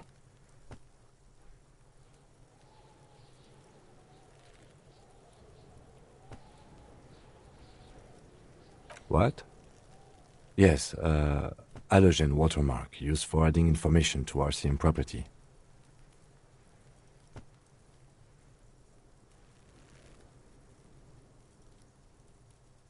It depends. Aside from an anti-counterfeiting stamp, mine has my station number and address. The information varies by date of issue. How many years you've been on the force, he's thinking. It'll have that.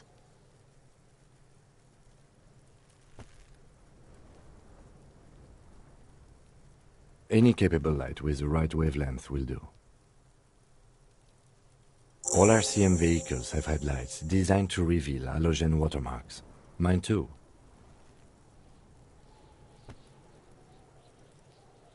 This means you can read the watermarks if you just turn the lights on.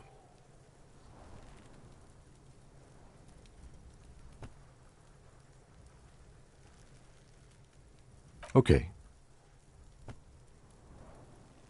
While a bunch of sodden papers sag from the clipboard in your hand, it's a sorry sight.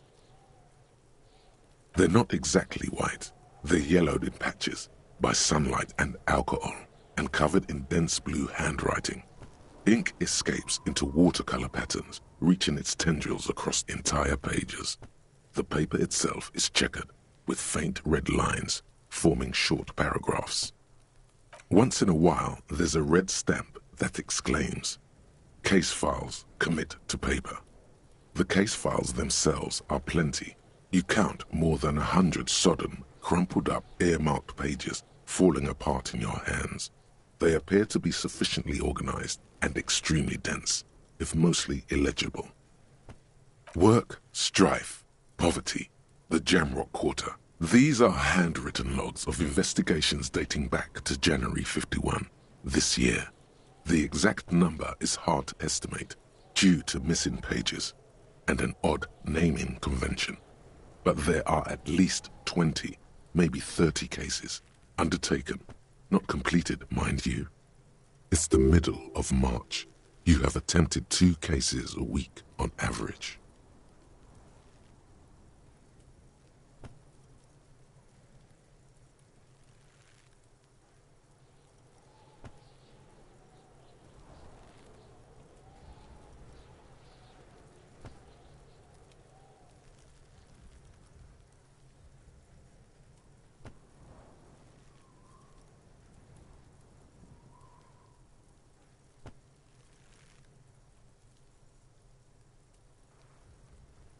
Huh? 2 complex cases to undertake is a lot, yes. You really have to push yourself. I would not suggest it, lest you start making mistakes.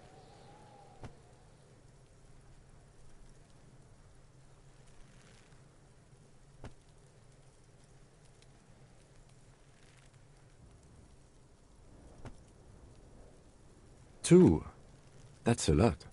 I didn't mean to say you are making mistakes, by the way. That was presumptuous of me.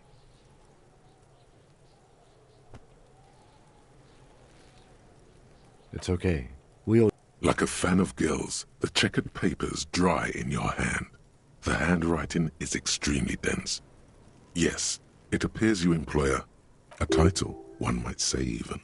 One that draws inspiration from snoop fiction and vespertine cop show state. Yes, all caps. One is... Others appear more light-hearted. The guy's on a couch in an unexpected location, and it's going to take an effort to piece these case files together, but it can be done. Once you're done inspecting them up close. You mean the alphanumeric? Officer, precinct, time of arrival at the scene? Oh, you mean the titular? Yes, well, so do I. In our defense, almost everyone in the RCM does. It's a holdover from the early days of the RCM, right after the revolution, when the organization had little idea how to do things. It persists in an unofficial capacity. Officers use these titles to refer to their work among themselves.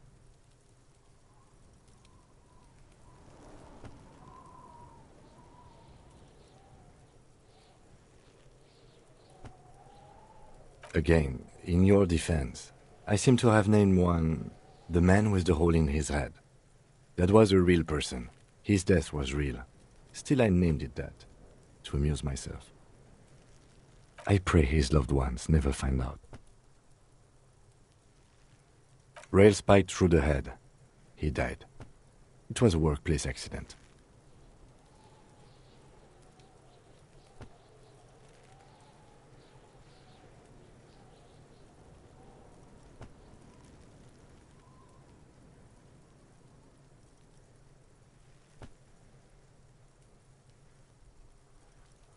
There is, for precisely one more. 15 pages near the end remain untouched by the damage. The checkered grid forms a structure of passages, breaking the case into subtasks to accomplish.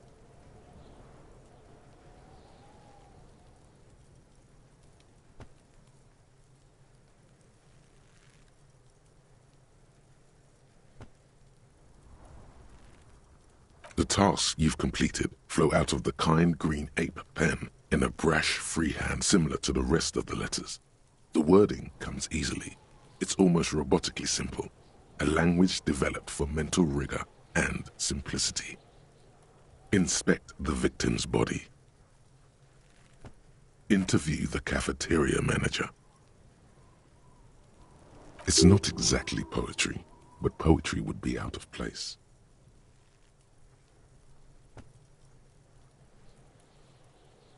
A satisfying slash sounds across the paper. You're done, it seems to say. And you, and you. Things to be done and things already done. The composition of reality. This is an extremely useful tool for a detective of the citizens' militia.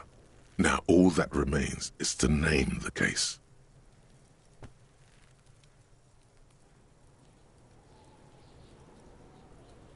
No, actually.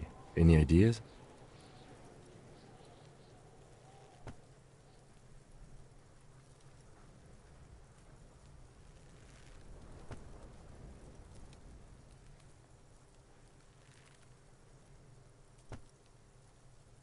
Great. That's great. That's actually what I was thinking too. The Hanged Man. Good, strong name. We have a very good name for the case now. I'm going to start calling it the Hanged Man. It's good we sorted this out.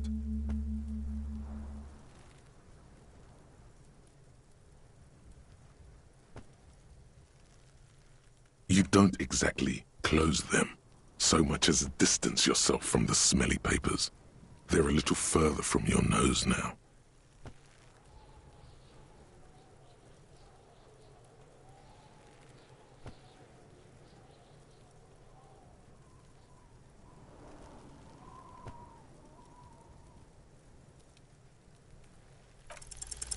Yes, you can piece them together using the alphanumeric code on the margin. It always begins with HDB 41, then date of initialization and time of arrival on the scene, followed by the title.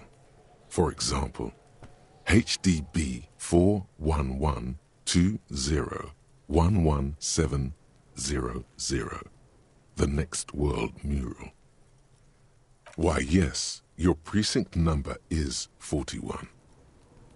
Every last alphanumeric in the files begins with it. And these are your case files. It's safe to say HDB are your initials.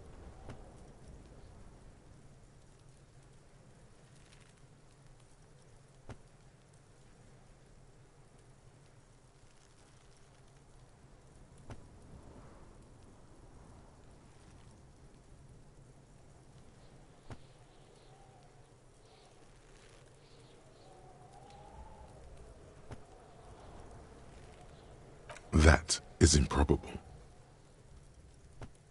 It takes about half an hour to piece one together, using the system you've devised. Where do you want to start?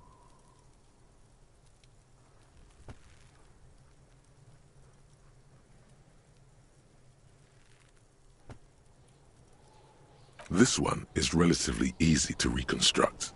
Overnight on 1202, a graffito, nay, a mural, appears on an 8-story tenement overlooking central Jamrock.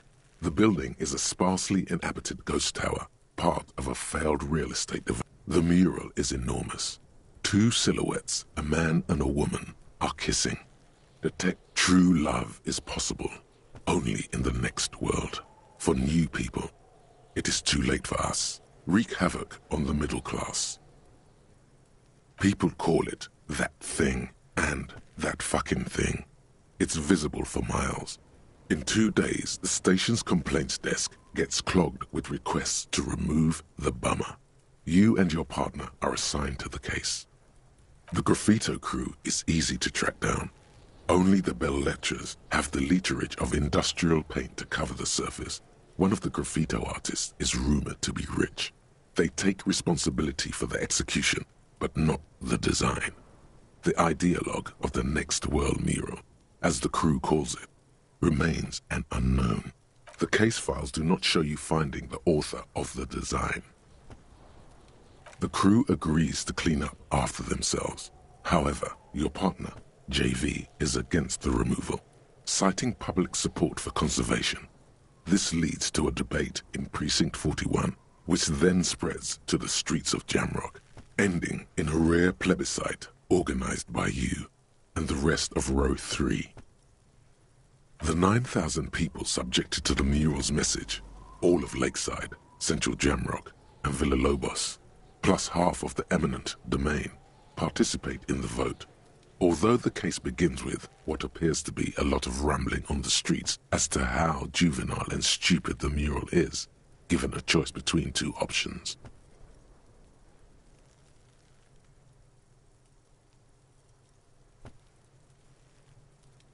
A staggering 78% of voters choose to keep it.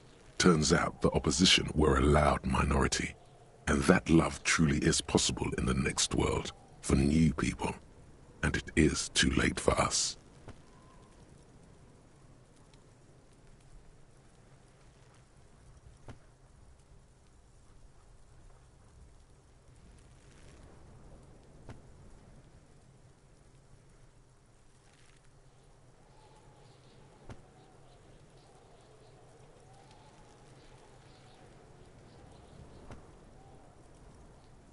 Did anyone ask you what you believe in, man with the smelly toilet ledger?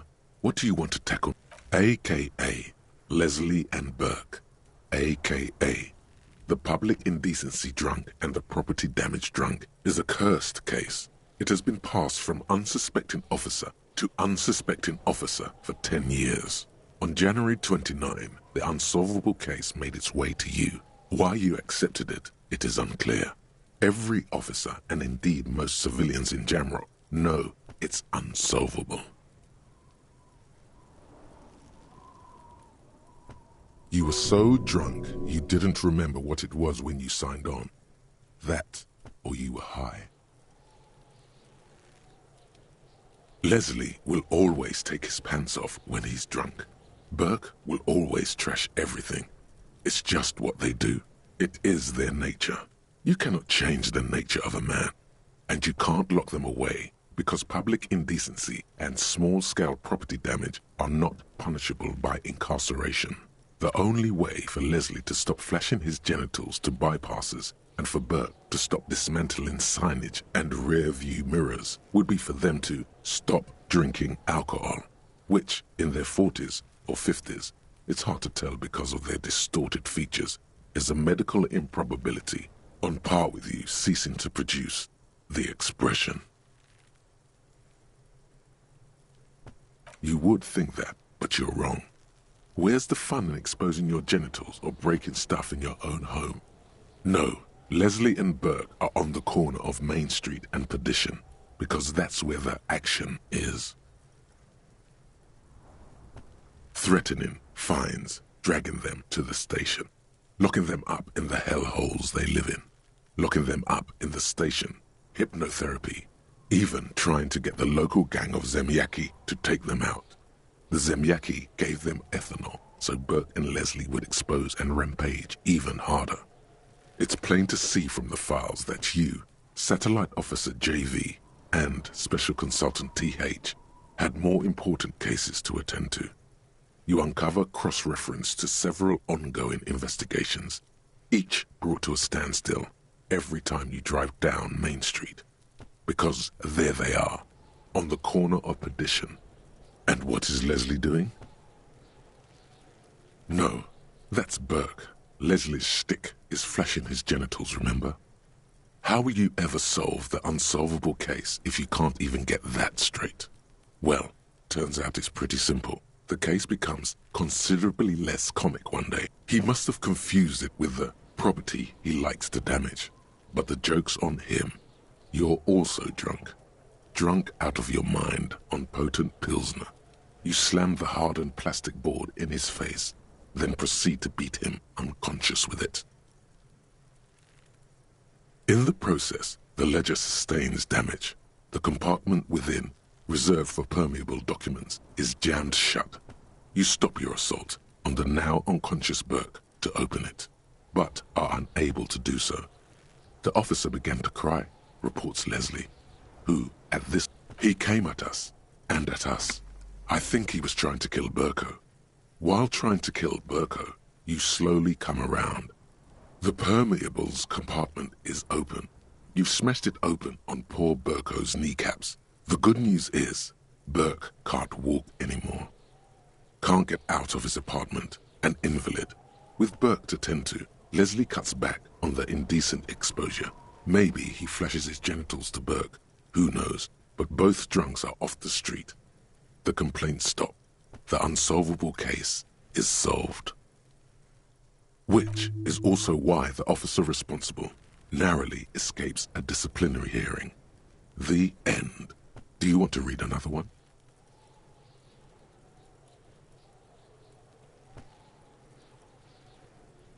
It would be very interesting to read about these, wouldn't it? I mean, there seems to be a square-shaped entry wound in the victim's forehead.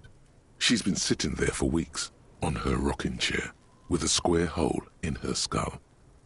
That's all you got.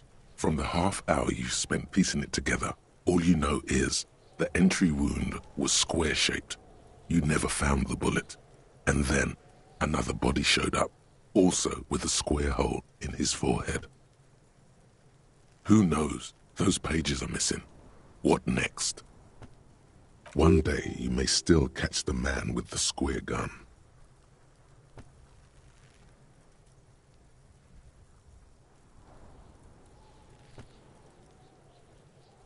Some assholes brought their couch outside and hung out on it. In the middle of the street, on the roof, on the hillside by the motorway. You know, at an unexpected location. They were young, and they thought they looked cool on it.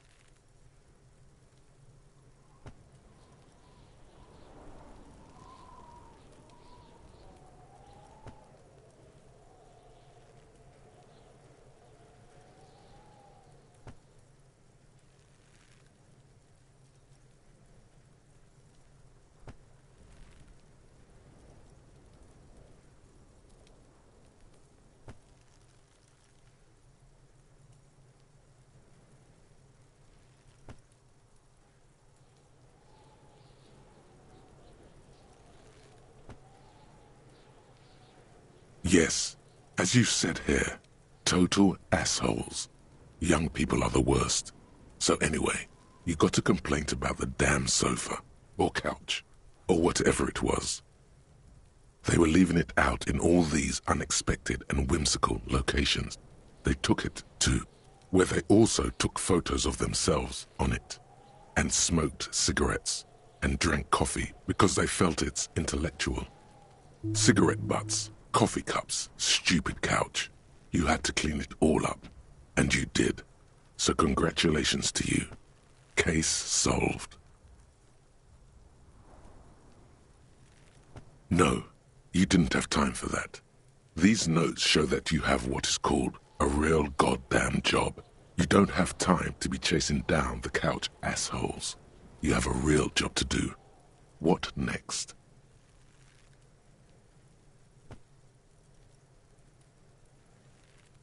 Murder. Tum tum tum at the hookah parlor was a case originally assigned to an officer called Joseph Mills, who is now dead, of circumstances completely unconnected to murder at the hookah parlor.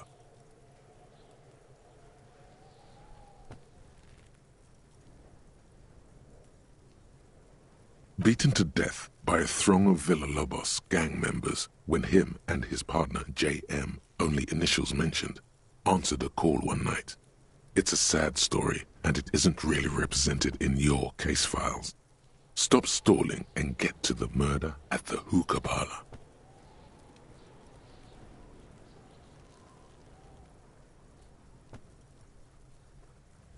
Joseph Mills was on this case that he just couldn't solve. Was doing it solo. Said it was a real nutcracker, a real brain twister. Was on it for, like, a month. The captain got impatient. Shit or get off the pot, Mills. Mills didn't get off the pot. Not yet. He kept at it for a couple of weeks more, racking his brains, running with every theory, as outlandish as they seemed. Still couldn't solve the murder at the hookah parlor. Tough case, he said. Toughest he's ever had. No, he was awful. Awful sense of humor, too. The worst jokes you've ever heard. Really rapey. Still, he'd been on it for months now. Said it was the final case. Said it was uncrackable. That murderer vanished into thin air. Okay, so the case is handed to you because Mills isn't getting anywhere, and you look into it. Here's the setup. A young man is found dead.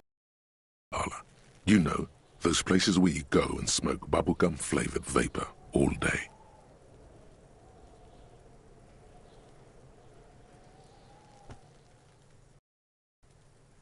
No, it's soot and water vapor. It doesn't do anything. Yeah, so anyway, young man in his 20s found with his skull busted open, right on the floor of the hookah parlor, in the middle of the day. No one else is in there. Only client that day. In perfect health, too. Some kind of movie producer. No one enters. No one exits. He's just sucking on his watermelon hookah all morning, all noon, like he usually does. He's a regular. No calls, nothing. Just sucking on the hookah until 15:45. Then bam, he's dead on the floor with his... Mills has no idea. Invisible assassin. Movie deal gone sour. Girl at the counter did it. Nothing fits. Eerie. Man just dropped dead. So you go to the parlor. You see cushions around the table. Tables low, heavy, really sharp edge. See? You can't even read the thing without solving it. Yeah, it was that. Turns out hookah does do something. It turns off your brain's oxygen supply, and you don't notice it until you get up to go to the bathroom.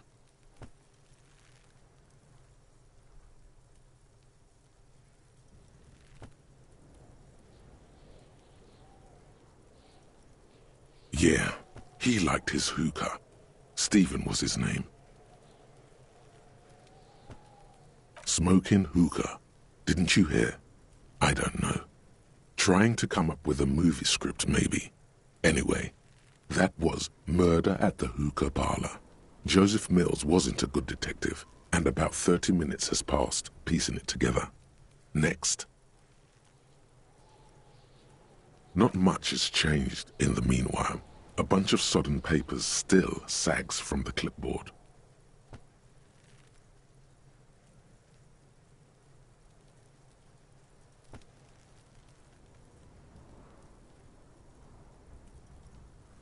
In the back, you see thin, translucent copy of paper. Some neon yellow, some bright red, all covered in boxes, like marching armies. These look like official forms. Wait, then rip them from the binder and hand them out, according to type of form.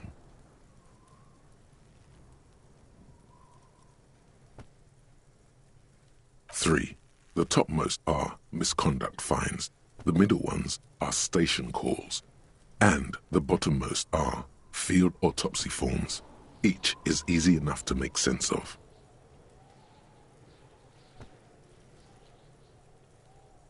You don't have to be an intellectual giant to do police work.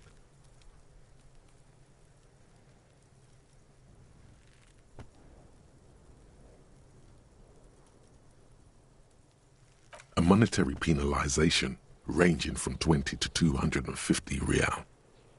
Severe cases allow for 1,000 real, but that requires special paperwork. The details of issuing these fines are spread out over the rest of the fields. These are quite sinister in tone. They give a date and time for the person to appear at the specified precinct police station. Below the call are the criminal charges you risk by not appearing. A dozen pages of thin copy paper, bright red in color. You see the parameters of a deceased human form waiting to be filled in. Age, sex, condition of internal organs, color of the irises, predation marks, condition of sexual organs.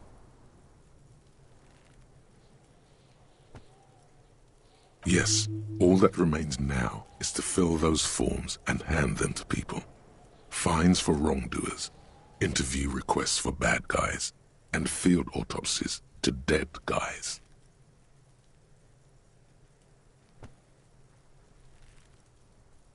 The rest of the stinking cellulose is much worse for wear.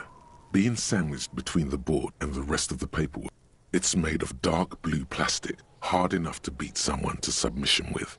The edges are rounded, however. The U4 size board feels thick and heavy in your hand. Light shimmers on its wet surface. On the back you see the embossed letters, RCM.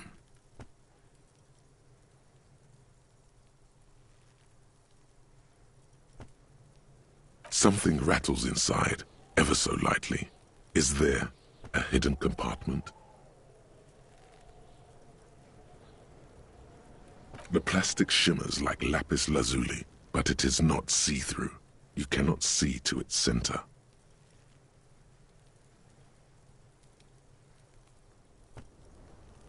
With your hands, U4-sized pages hang from the clip screwed to the top of the board.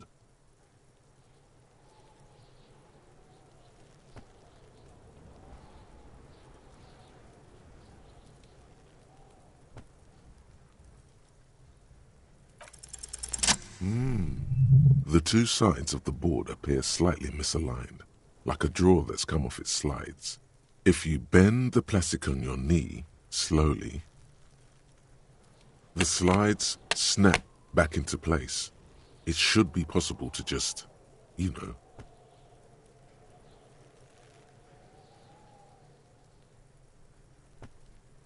Without resistance or sound, the two panels move against each other.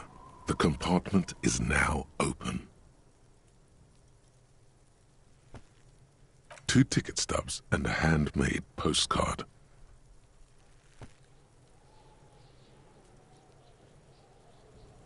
Two octopuses are smiling, reaching their tentacles toward each other in the colored pencil drawings. The tickets permit access to the zoo in Revachol East. The aquarium costs extra. These let you go there too.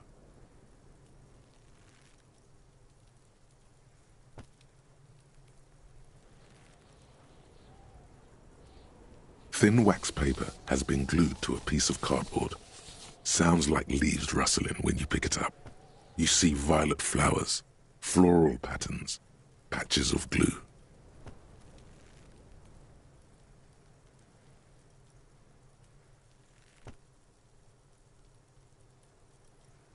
Familiar handwriting lines the inside of the card, looped, round letters in a woman's hand. A young woman in her 20s. There is care, effort, and a smile, you think, although that is not something you can read from someone's handwriting. Harry, it begins. You're already reading. I wanted to write you a letter so you can read it when you wake up. Maybe it will make you happy. Throw it away, please.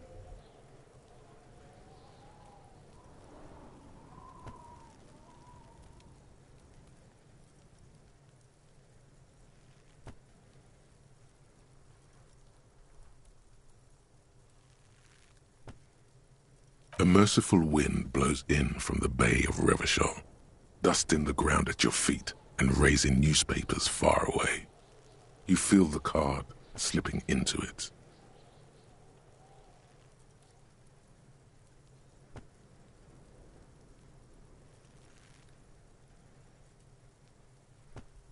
Your hands shake, holding onto it. Every morning when I step out and you're asleep behind me, it says, I find a little piece of sadness in me. I carry it in my chest, down Voyager Road. Every step I take, it grows. By the time I reach the fuel station, it has filled me entirely. I step onto the light rail and look back. Sparks fall from the bow collector. I know it will be like this until late afternoon, when I get off the 42 and walk back to you. You. Every step I take will get lighter. It almost makes me run. Sometimes I do. I can't believe I met you. I can't believe the happiness I feel with you. You have a vast, vast soul, and I will always, always, always come back to it. Kisses, kisses, kisses. You feel the air sucked out of your lungs and the blood sucked out of your head. Everything around you gets dark. Small white dots appear. You feel the ledger slip from your hand.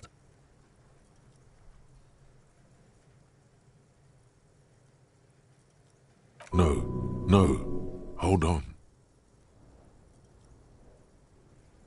To what?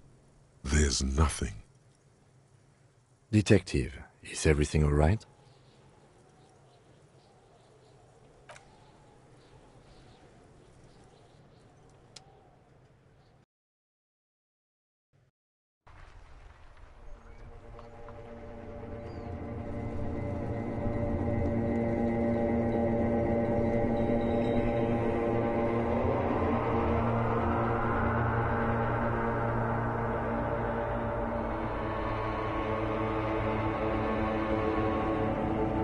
There is nothing.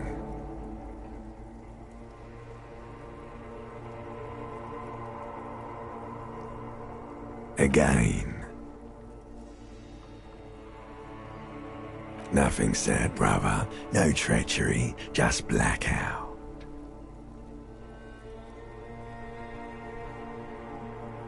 Well, almost nothing. There is the ground below you, that's still there. And the small light that's on, fluttering, somewhere in the basal ganglia. That's me. Blue eyes, that's me.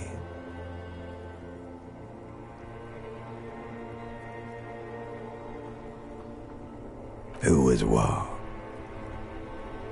He speaks of the sickening longing, the unwell emotion. Even in the darkness, he's grasping for it. Still trying to hold on to the great sorrows slipping in the water. Slimy.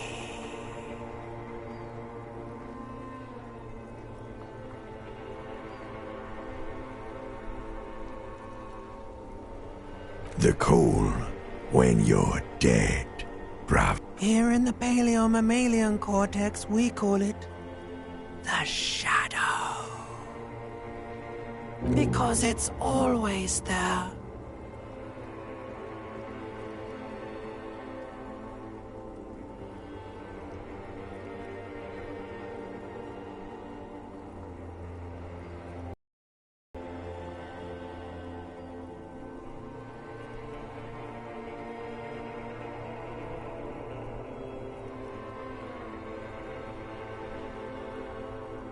There is no Voyager Road. There are no roads, no houses, no lights in the windows. It's all on pause. Bloated corpse of the past resurfacing.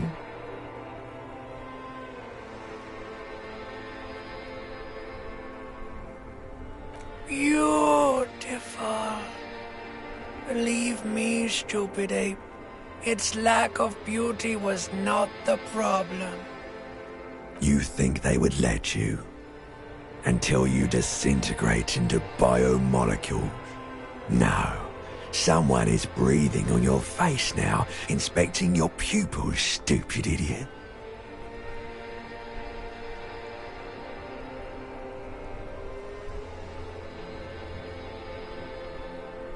Oh, but you are. They're pouring something on you. Something in you. It's delicious. Glowing lights on a dashboard emerge out of nothingness.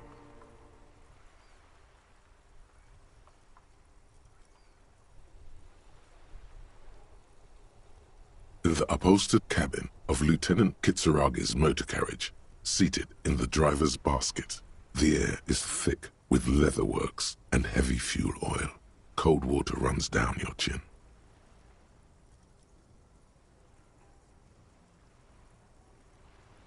Drink. Water.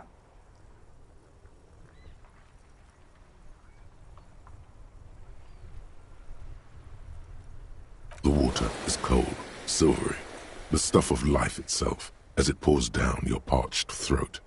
The pounding in your head recedes. The darkness parts.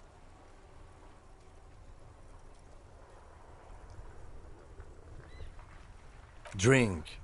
You haven't drunk water in 2 days. Did you know the human body is not made to survive on alcohol alone? You need a secondary form of hydration.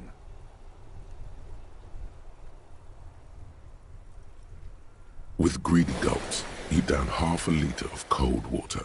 Some of it spills on the driver's seat. The lieutenant pays no heed to it.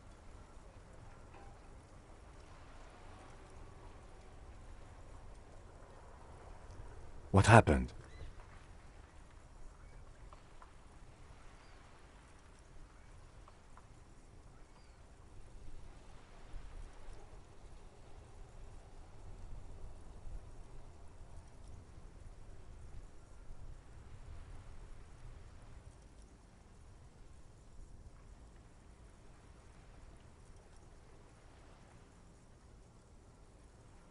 You were reading your paperwork. Then you passed out. I carried you to my kinema to take you to a hospital. Then you came to. 10 minutes, maybe.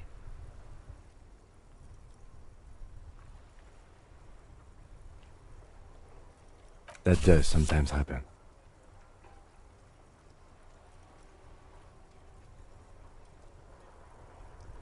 You dropped these. Are you okay to proceed?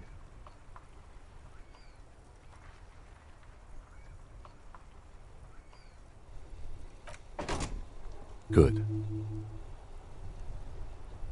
The Ledger of Failure and Hatred is a special item that can be used both as an interactable and a tool equipped in your held slot for skill bonuses. Find it under the Tools tab in your inventory.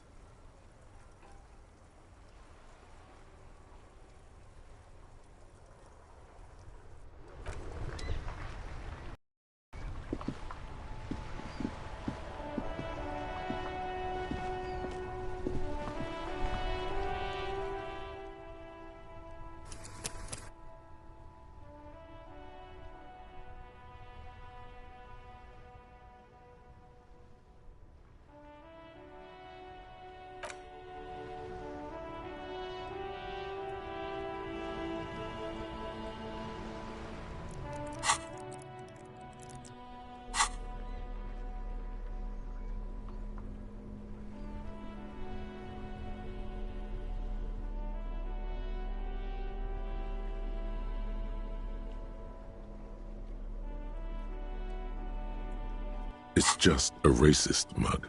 What's there to read here? Not much.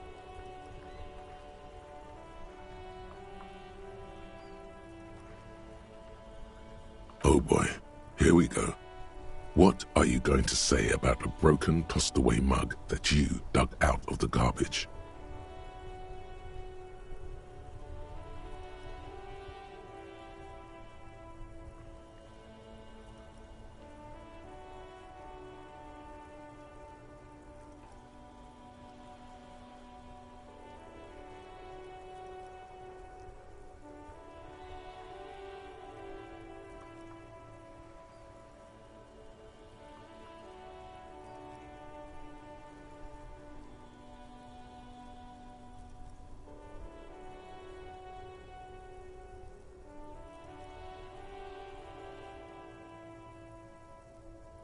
Understood. You're that kind of detective. Why don't you get back to your case?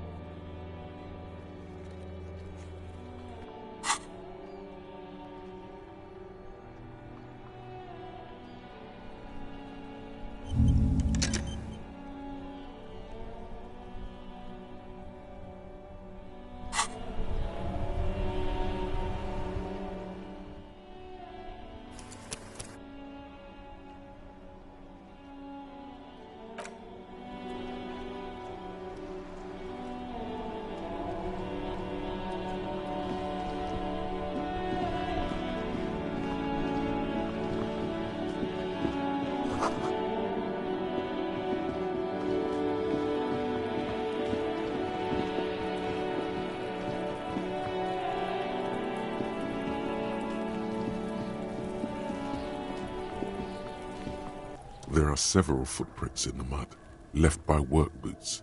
Anywhere from 6 to 12 pairs have walked here.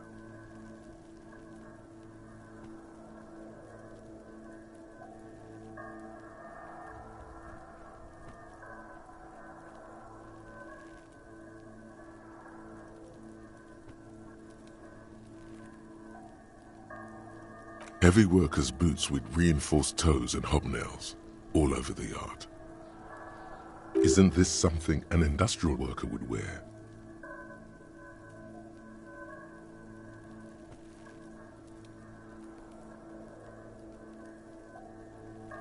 Noted.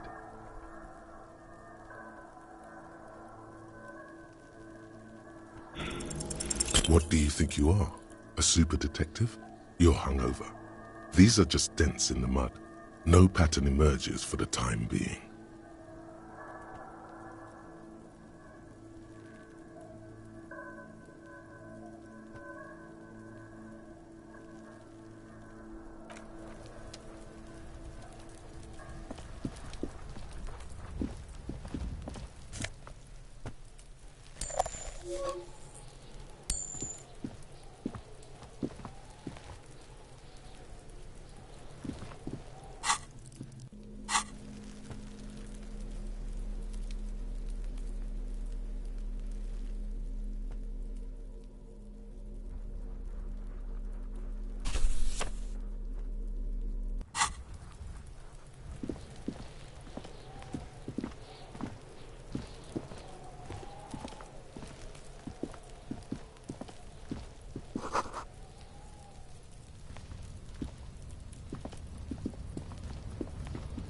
An inconspicuous pile of the roofing material, Eternite.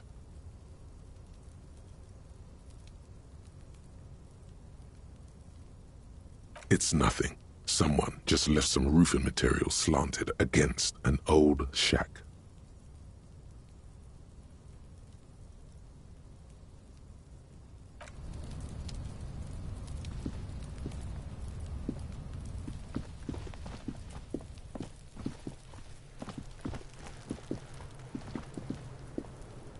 Kuno care?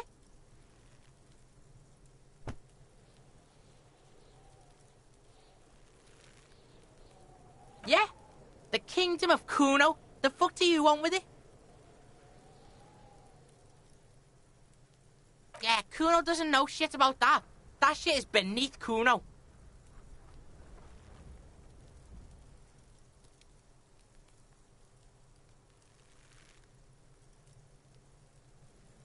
Listen! Kuno doesn't care about this small-time shit. Just listen. Kuno saw what you did there, dumpster diving. Sad shit. Kuno could hook you up with some sweet rags. Shit like Kuno's wearing. Your size, good price. 500 real.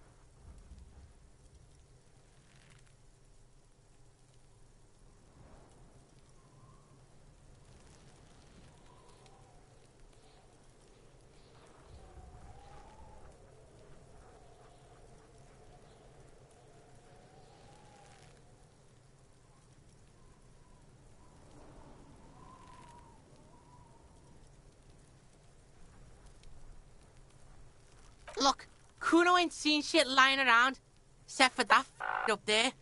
Now, you want performance gear or not, Grandpa? The lieutenant remains silent, but his expression couldn't say, "I told you so," any louder.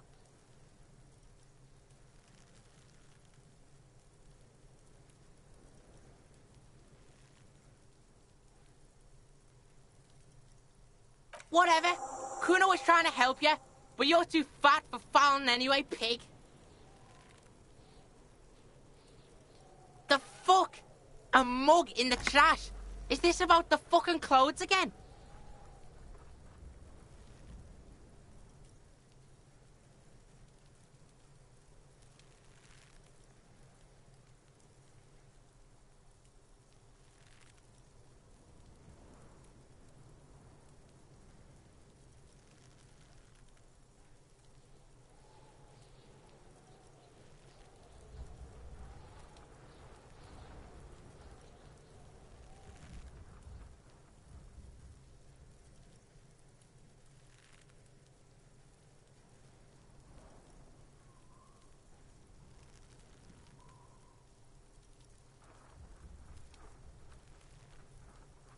Yeah, Kuno sees where this is going. Kuno's got that fast brain. You saying you pigs are after the mug fucker, 'cause he's the clothes fucker? I can't hear you, Kuno. Speak louder, Kuno.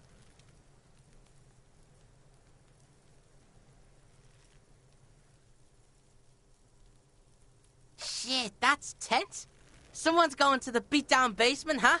Mug guy gonna get tied to the radiator. The kid may have something there. He's already come up with an interrogation technique too. Kuno doesn't know who put that shit in there. And if he did, he wouldn't squeal. But if you find out, maybe you can... Stop turning into a pig, Kuno. They're trying to get you hooked on the snitching. Get away from my Kuno. Yeah? Get your bacon shit away. Kuno doesn't like to be seen with the popo. Get your shit done and out of Kuno's face.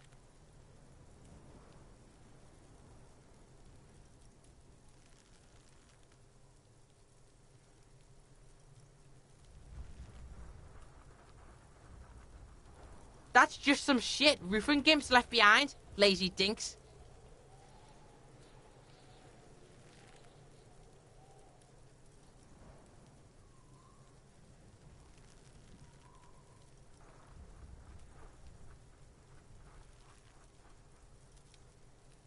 Yeah, whatever. Kuno doesn't give a shit. Kuno doesn't...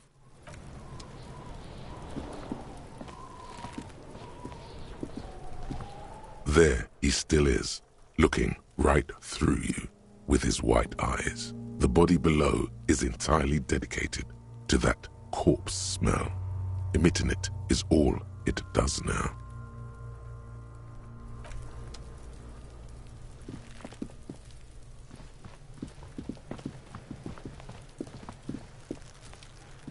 I'll before I squeal, pig.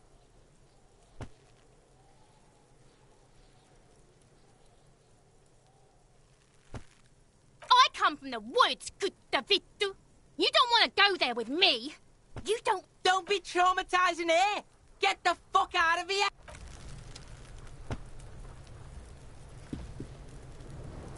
I'll die before I squeal, pig. What's this kid shit? Fucking mind games. I'd rather die than squeal. Get the fuck out of here, face. You got done. Talk to me.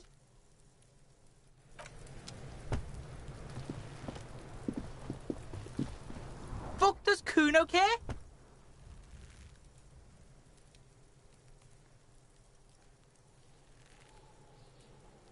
The fuck about it? You're testing... Get lost, Kuno doesn't...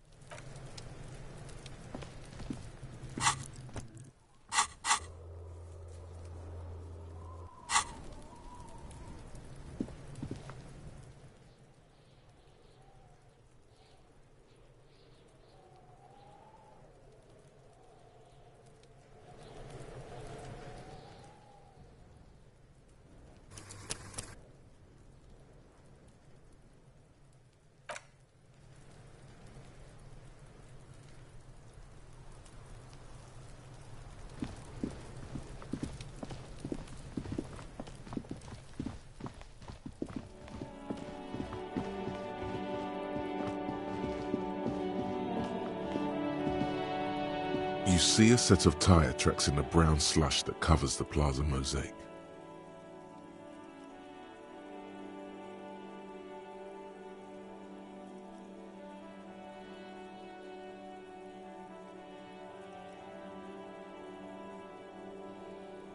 Hard to say. Your vision is blurred and you're having difficulty concentrating thanks to your relentless hangover. Cop habit. You look at everything. This isn't case-related, you think.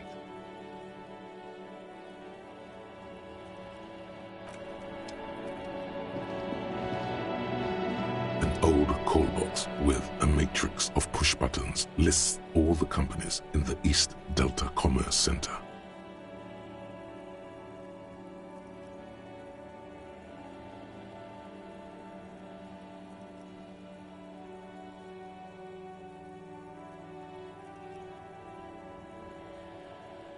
You ring the doorbell, but nothing happens. An off-key melody starts playing after you ring the doorbell. Then a woman picks up the receiver. Kuno, please stop calling here. Grown-ups don't have time for your stupid games. Oh, I'm sorry, officer. I thought you were...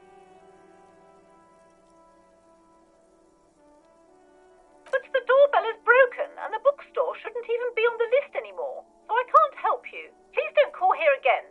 Thanks. A single beep indicates that the line has gone dead. You ring the doorbell, but what an ominous name for a hair salon. Doesn't bode well for anyone's hair. All you hear is static, but no one answers the call. You wait for a minute or two, but all you get from the call box is silence. No one answers the call. Looks like someone has melted half the plastic off with a lighter. You hear static from the intercom speaker. It sounds as if someone has picked up the receiver, but isn't saying anything. Yes, hello. This is Tricentennial Electric. Have you come to place your... She sounds almost antique, as if her voice was being played off an old wax cylinder. A receiver must not be working properly.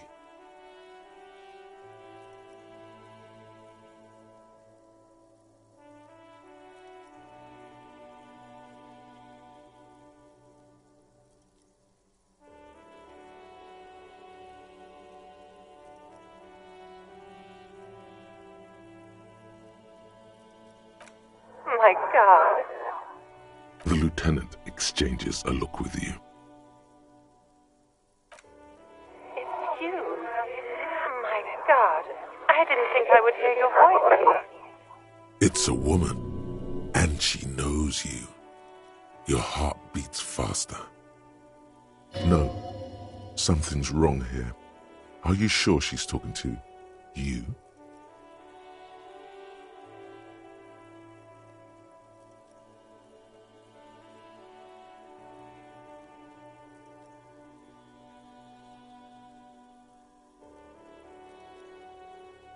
Michelle, just please.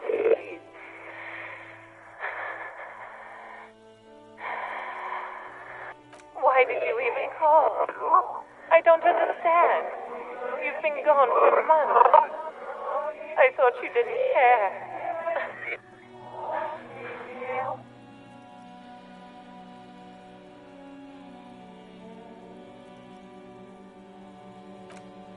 Ever since I came to work here, it's been different. As if my mind's been wiped clean. A spot of static overrides her words. When she speaks again, it sounds like she's submerged. It's so nice. It's so nice to be able to finally meet again. She sounds like she's about to cry. She doesn't answer.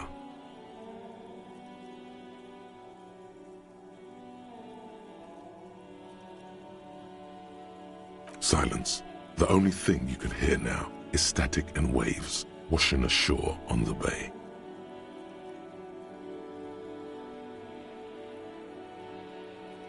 Another seagull passes by. I don't know what happened either. We should probably stop playing with this thing.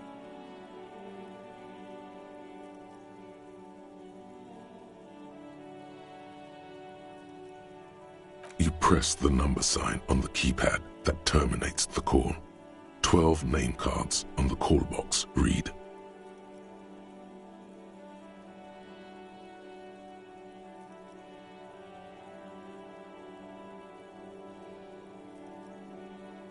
Silence. No one's home at Fortress Accident. Silence. No one answers the doorbell. Nothing happens after you ring the doorbell. They don't want to talk to you. Silence. No one answers your call.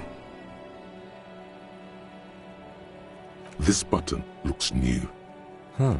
This button looks new. It's probably not connected yet.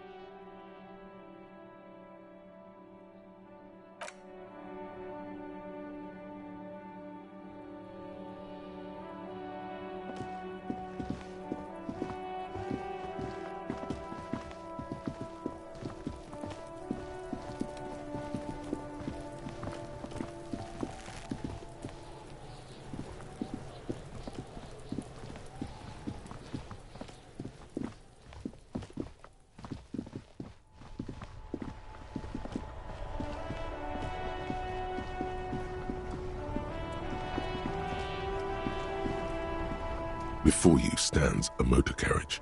The bodywork is covered in blue and white livery, bearing the number 57. This must be the infernal machine that tore you from oblivion.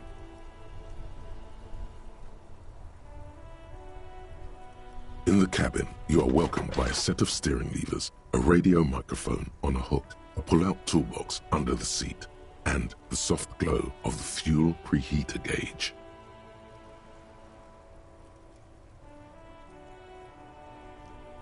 All right. Ready? I turn, you press start. It's next to the preheater. He's downplaying his excitement. The lieutenant is more than happy to show off his precious carriage. The dashboard lights up with orange glow. The Raspberry page jumps, and the engine of the Caprice Canal comes to life with a whiny growl.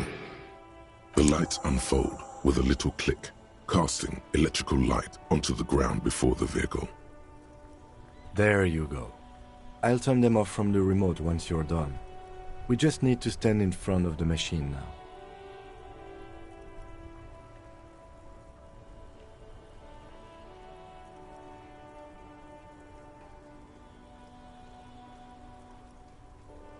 The frequency tableau lights up, and the green button labeled Prime Line glows like a feline eye. And then you hear something. The soft purr of electrical kittens, radio waves cast far and wide over the metropolis. A woman's voice greets you through the static. This is Precinct 57. Hello, Lieutenant. How may I assist you? Hello, Alice. Please assist our colleague from the 41st Precinct here. I'm putting him on. Operating the radio is easy. Just be confident. You've probably done it 1,000 times.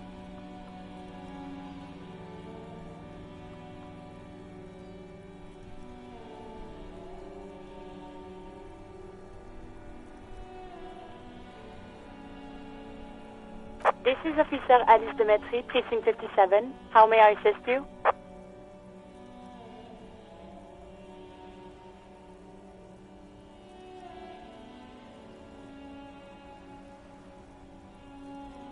Of course. What is the number, officer?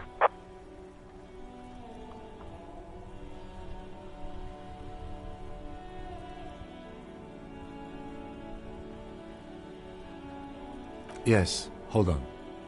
Her number is 005 1944 298. Received. Hold on, officer.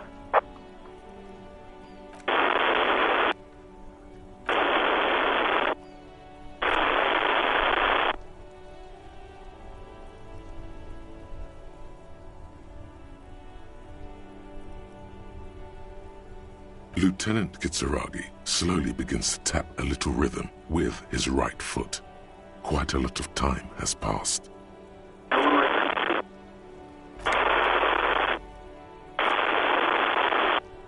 Officer, I have Sylvie Malaika on the line for you. Yes, hello?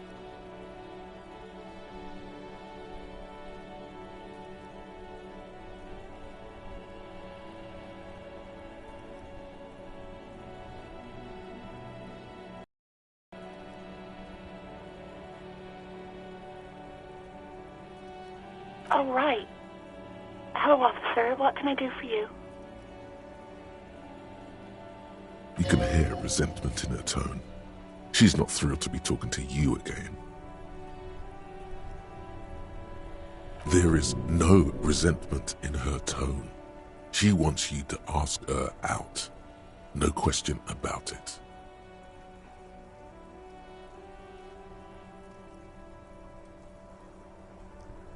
You mean, why did I leave the bar? Honestly, I'm not really comfortable discussing it with you, sir.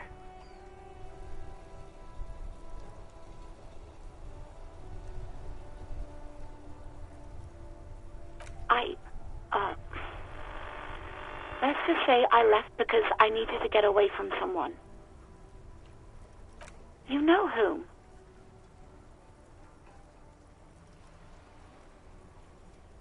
Maybe, I don't know. I just know I have to take some time off right now. No, not me.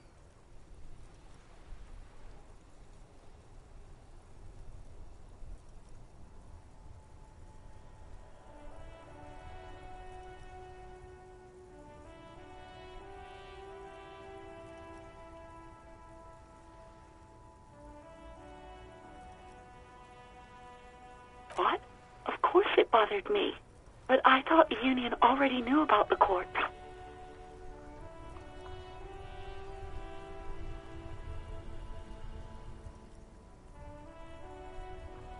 No one calls the police. The Union would get angry.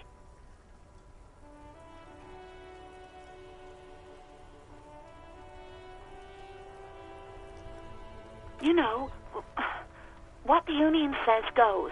People listen to them and they take care of their own, which is like everyone here.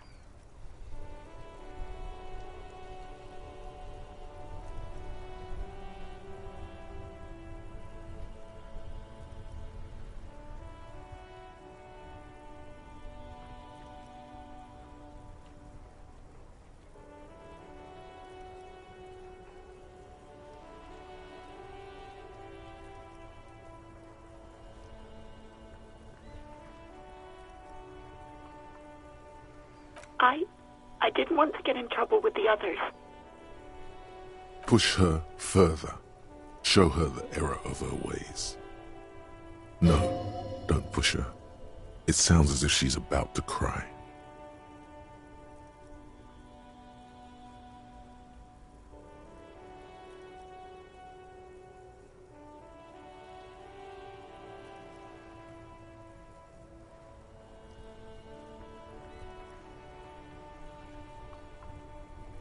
You do? Oh. What else can I do for you? No, sorry. I don't. Not a lot of people have phones around here. Copper thieves take the wires.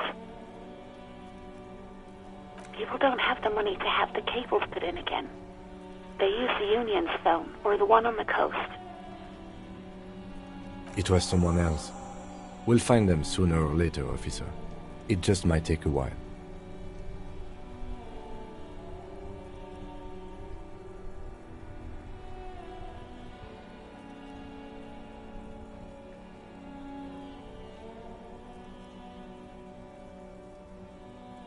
Yeah, go on.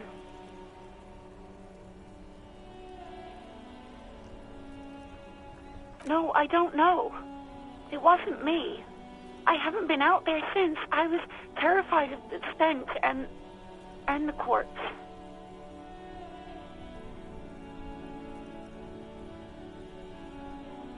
Well, you tried to jam it down the toilet, sir, clogging it completely. After I had unclogged the toilet and retrieved the paperwork, I threw it out in the trash, thinking you didn't need it. I am sorry about that. Anything else, Detective?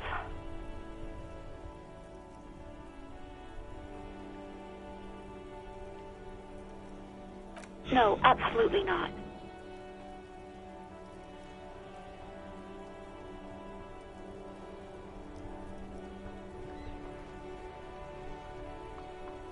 I do hope so. Please, don't call me again. Bye. Yes, you have obviously done something to upset her at the Whirling in Rags, when she was still working there.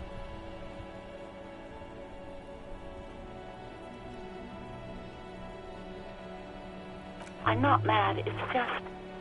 You were so drunk and so emotional all the time, and then the skua thing happened. It just made me want to quit.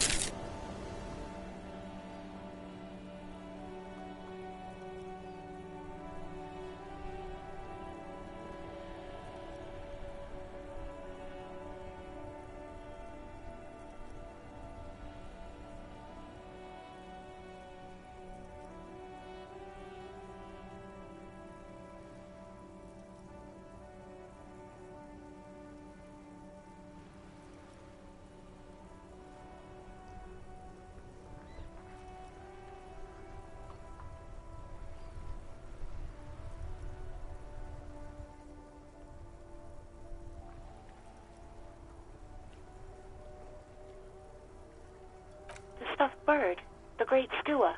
You threw it against the wall while screaming, "Fuck that bird," and laughing like a maniac.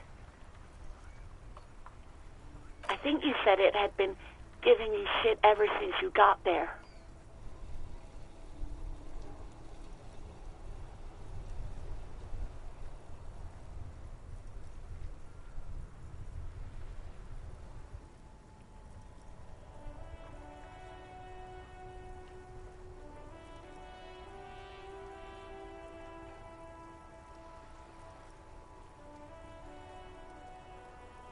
Yes, well...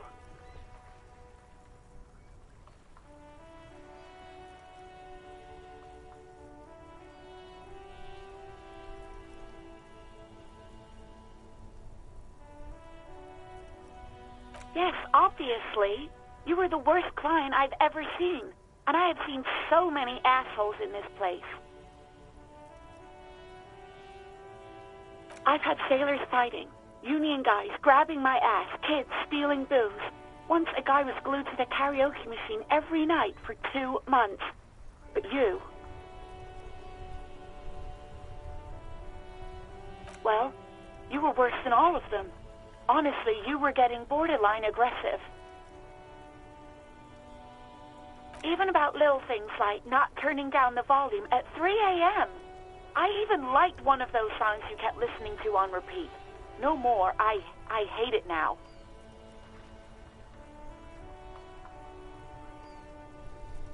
We Go On by the O.O. I can't listen to it anymore. You've turned it into a parody.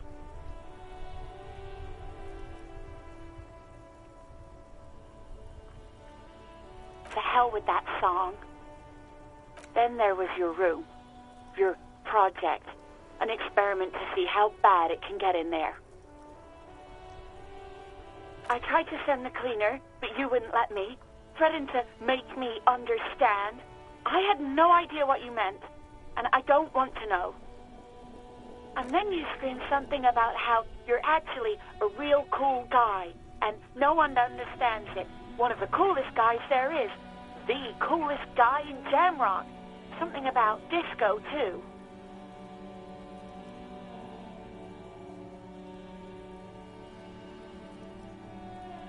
And then I had to deal with your toilet. The one you clogged with police documents, causing water damage downstairs in the kitchen.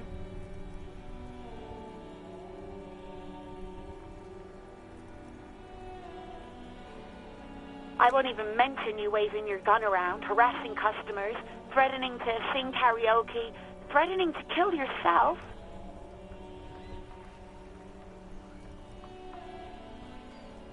No, you really weren't. You were simply the worst.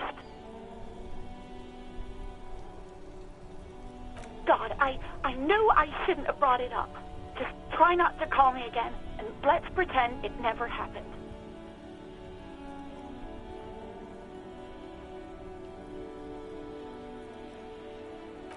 All sorts of things. From disco, rock too. So much disco and rock. Yes, that's the one you like to sing along to the most. The later it got, the more that one came on. Interesting. You still have to find a copy though, before you can blast it.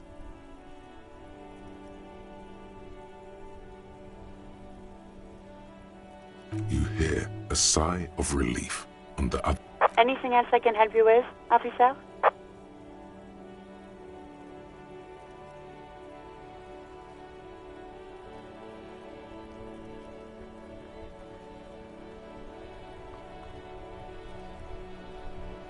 Just a second, officer. 10-2, 10-5. This is 41st. Come in. Over. A scrawny old man sits in a dusty cubicle, smoking, with a large white rectangle sewn on his vest. In front of him is a box-shaped apparatus with an array of wires and antennas. The radio switchboard. The man uses relay code. You've got this.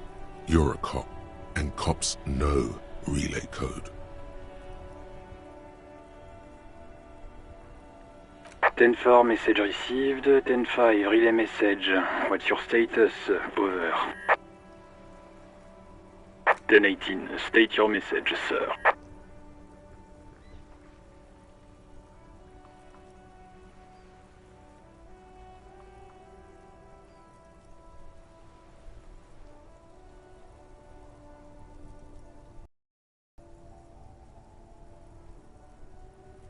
Ten-9, over. 10-4, message received. This is a very serious situation. I need to 10-22 the captain. Over. Is it him? What does he want? says he lost his badge and needs to report it. He what? He lost his badge?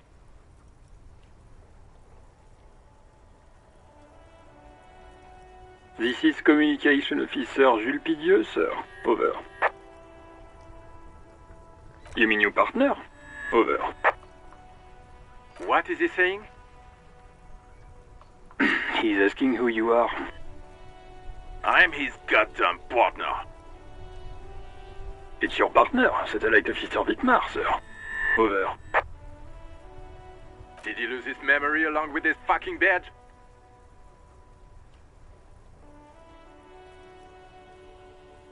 Who lost his badge? Dick fucking Mullen. Who do you think? It's Officer Dick Mullen from the bestseller Dick Mullen and the Lost Identity. Dick Mullen is not your name. It's the name of a fictional detective who would not lose his badge. Defend yourself. Immediately. They're laughing at you.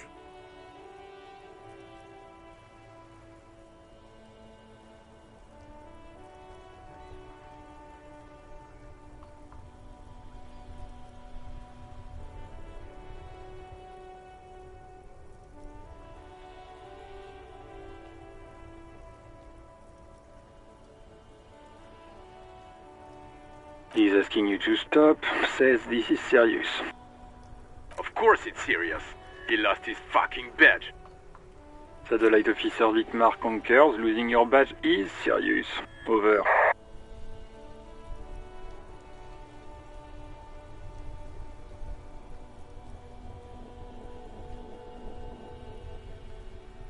He says this has probably happened to other policemen before him and laughs sarcastically. Oh goddamn it! Is he fucking kidding? The whole station's gonna be dicked for this. Satellite Officer Wittmar is wondering if you might be joking and adds that this tarnishes the reputation of the entire station. Over. Mullen dicked us.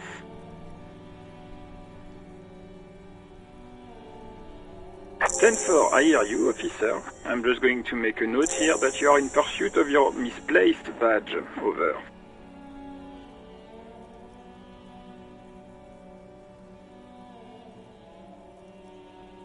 Fuck me. Mac, come here. You've got to hear this. Dick Mullen lost his badge. What's going on? Super Cop here lost his badge. He lost his what now? His badge. He lost his goddamn fucking badge.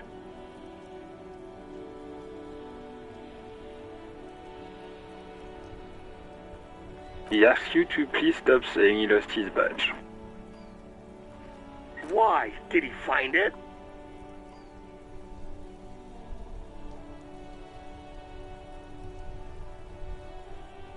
Sergeant Orson was wondering if you found your badge yet. Over. You don't have a comeback. Sorry. It's hard to think like this.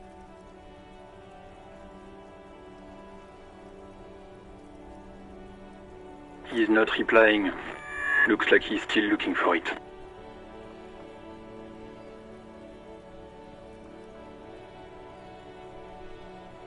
"10-9, come again. I didn't get that. Over." New heights even for Captain Sober. Ask him. Ask him if he's lost his gun, too. Sergeant Orson wants to know if you lost your gun too. Over. Check your pockets. Check your... Holy fuck. You don't know where it is, do you?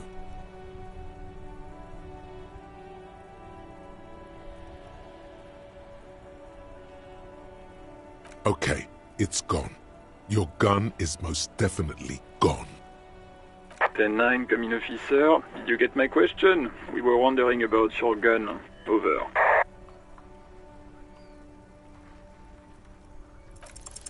Even before you can get the words out, everything gets scrambled in your brain.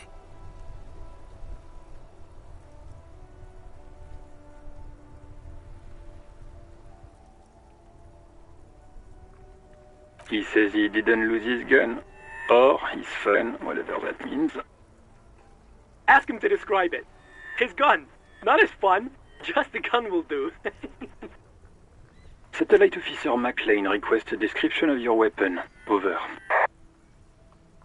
The fuck do you need a gun for? Look at the pythons on your arms. You are a gun. The biggest one in the world. Oh, request a description, huh? We'll give him one. Describe the plasma gun.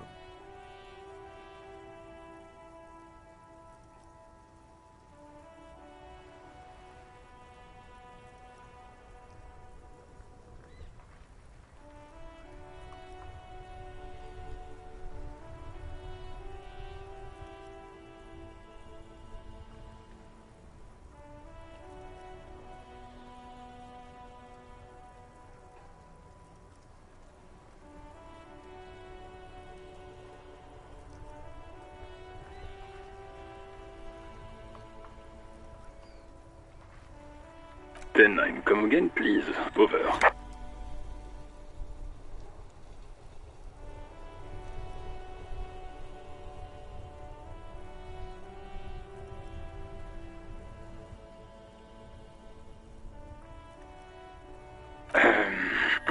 I'm going to need to put you on speaker for a second. Over.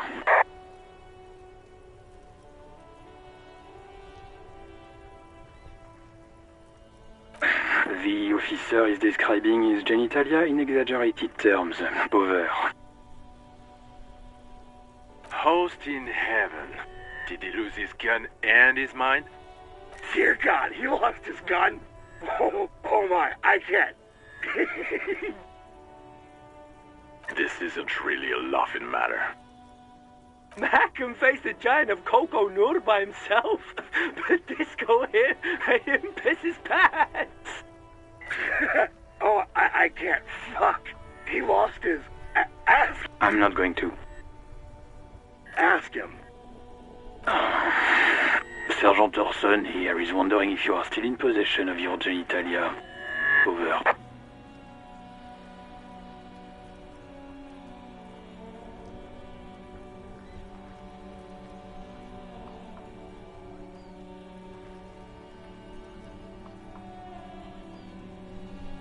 The silence is almost deafening after you. That did not go well.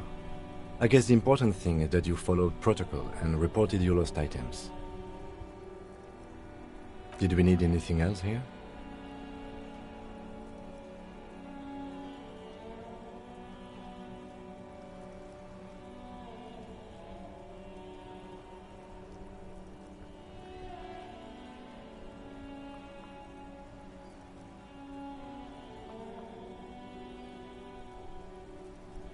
A metallic drawer slides out from under the seat and clicks into place. The tools inside are neatly organized. Take what you need, officer. It's going to be a long case. I'm not protective of my tools, like some men are. He's clearly a little protective of his tools. But what can you do? Work is work.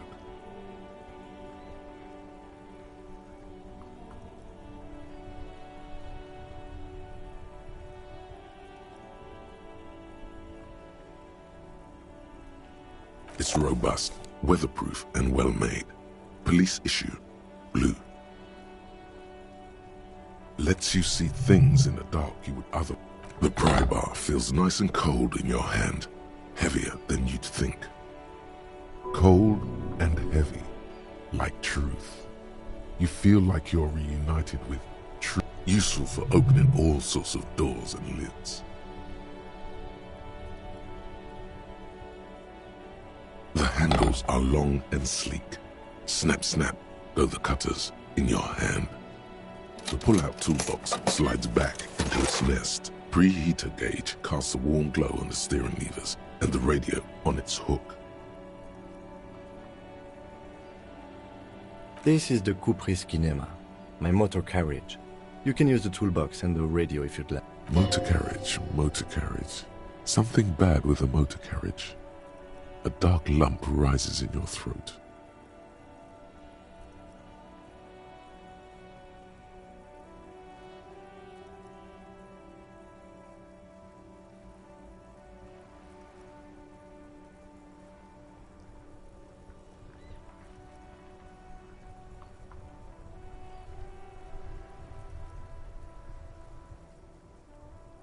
The Caprice motorcar does provide most of our patrol vehicles, yes. Nothing. It's probably nothing. Forget I brought it up. Please proceed with the carefree lollygagging. No, I'm afraid not. We have a murder case on our hands, remember?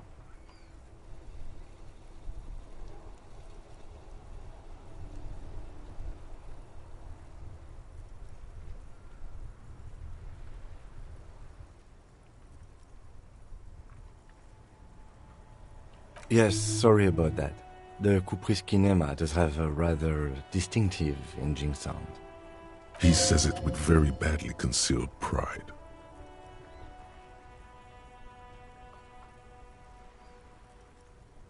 In the cabin, you see a set of steering levers. This is Precinct 57. How may I assist you?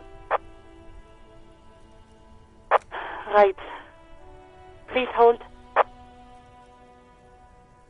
10-4, come in.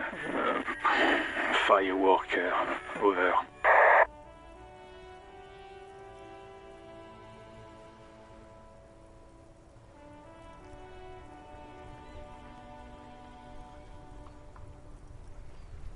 Ten-4, I hear you.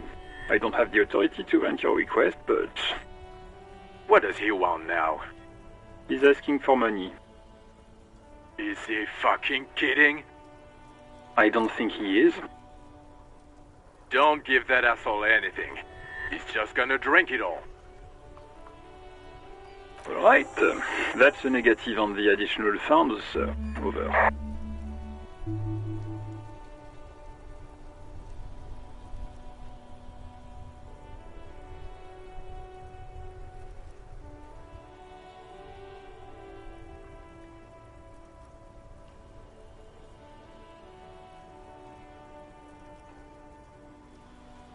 He says it's important to the case.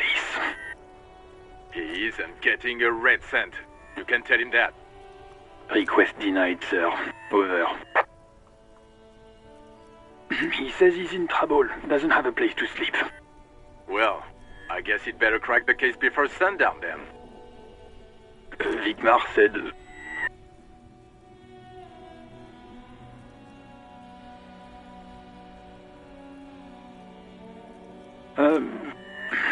Listen, it's okay. You can do it, sir. Over. What is he saying? Did you want anything else, sir? Many of your colleagues are also here. Over.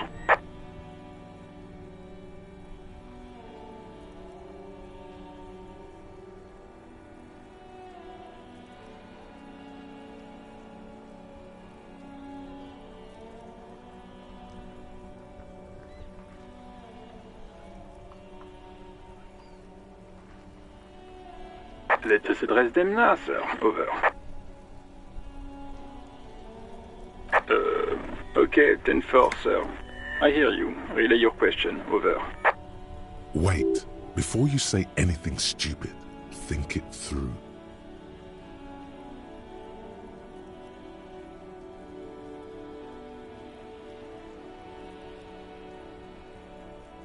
Be smart about this. Ask if he's there alone.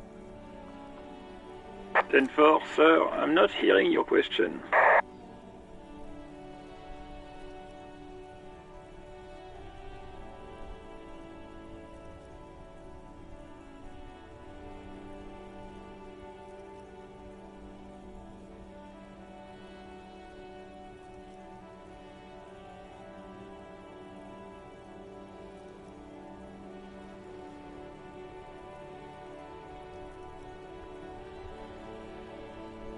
What? What is it? He's still on the line? He wants to verify the information on his badge. But of course, it says Dick Mullen, High General of the Revacholian Cavalry Force. Tell him to stop wasting time. What do you need, sir? Over.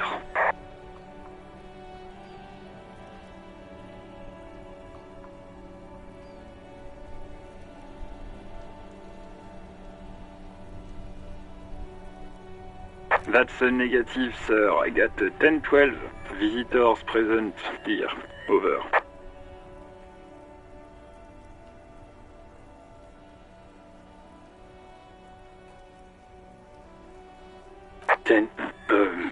Excuse... You probably don't want to continue on this road.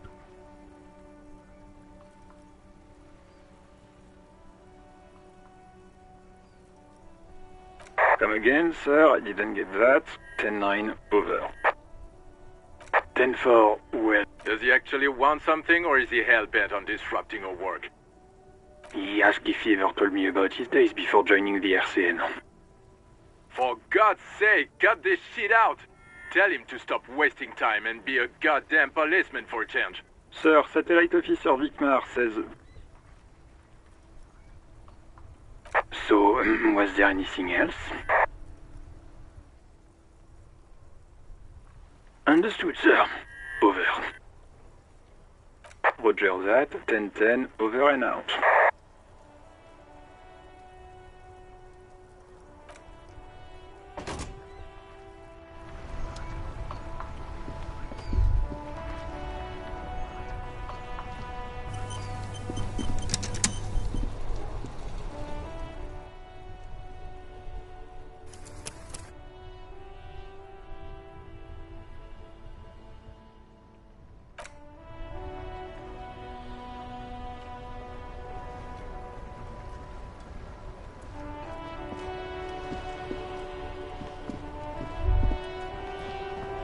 As you hold your ledger's clip under the headlamp, an iridescent hologram appears, a street grid and the veins of a great river.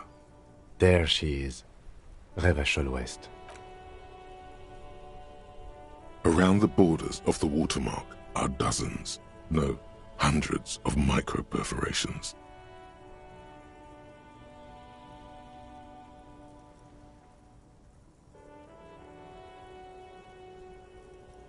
There are many of them, and they are divided into 3 separate rows. The first row has 18 dots.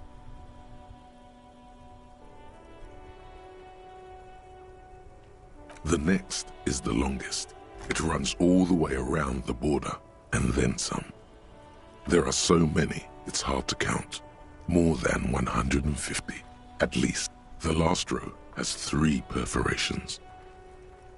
That's it.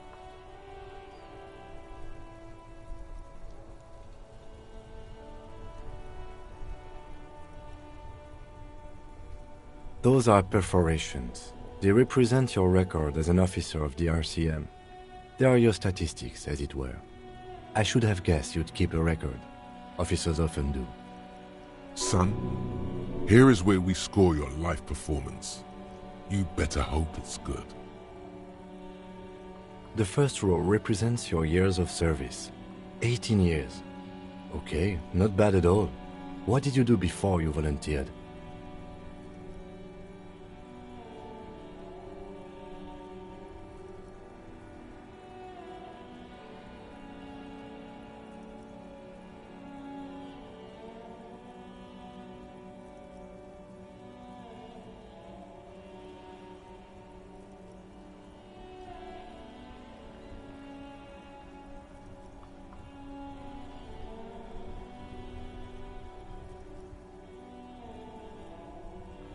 That's what it says.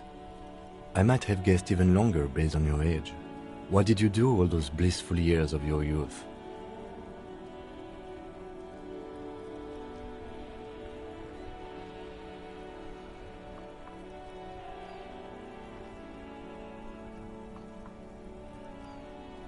Cool.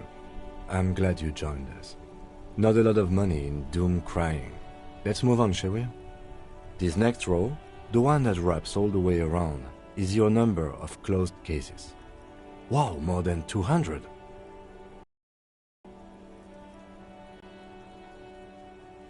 It's quite a lot, even for someone who's been on the force for nearly 2 decades. Usually, clearing more than 10 cases a year puts you in the 90th percentile of all RCM officers.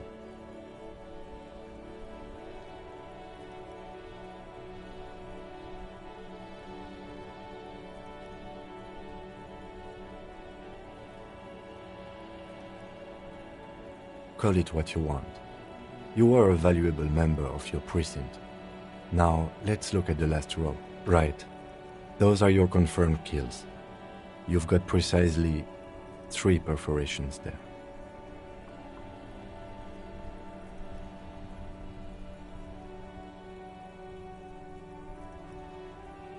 For an RCM officer, especially Precinct 41, which is in the Jamrock Quarter, it's rare. There are certain officers who treat their kills like some kind of ghoulish game. If they do happen to solve a case, it's usually by accident. But it seems as though you are, or at least were, one of the good ones. So we have that to be thankful for.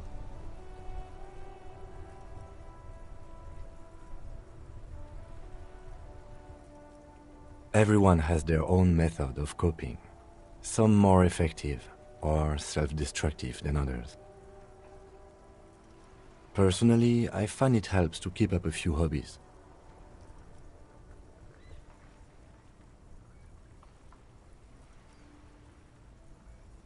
Oh, this and that. Let's not get into it now. Anything's better than annihilating yourself with drugs and alcohol. It's meant in earnest. Please don't mistake it for a jab.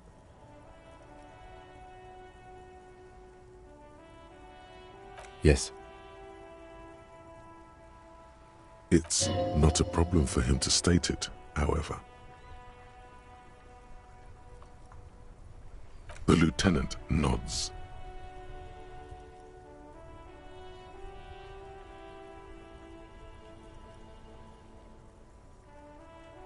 The rectangular watermark is overlaid with the logo of the RCM, and yet the major arteries of Revachol are all recognizable. They shimmer in the Kanema's headlights. A rat brazenly darts past you and disappears amongst the stopped lorries. In the distance, a child somewhere shrieks. A woman reprimands her in a voice no quieter than the child. Ah, Martinez.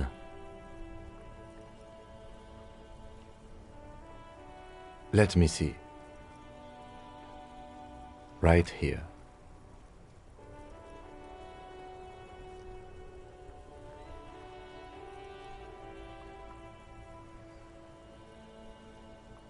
No, it does not.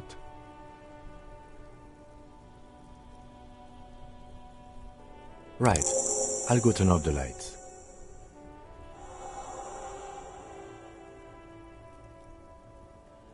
You can now see your statistics on your journal page, to the right of the task description.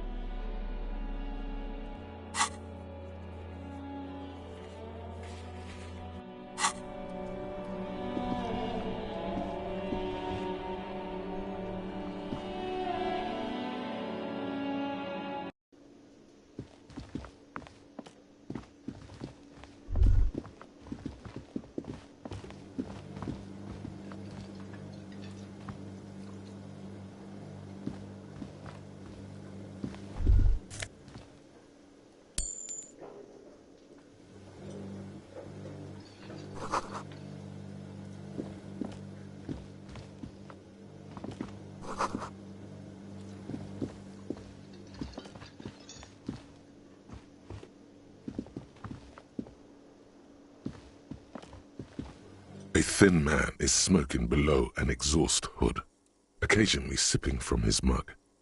This must be the Whirling's cook. As you step in, he nods toward the table and says something in a completely foreign language.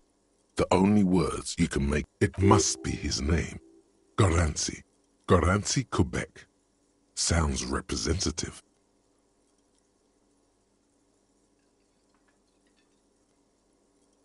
The man puts his cup down and replies something, his left hand drawing arcs in the air.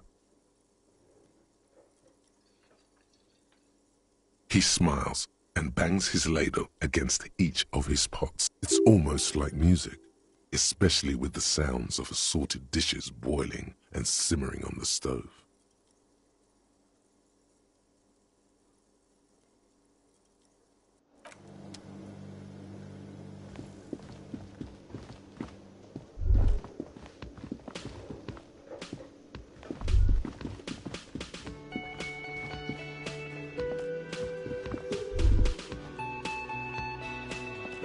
Yes?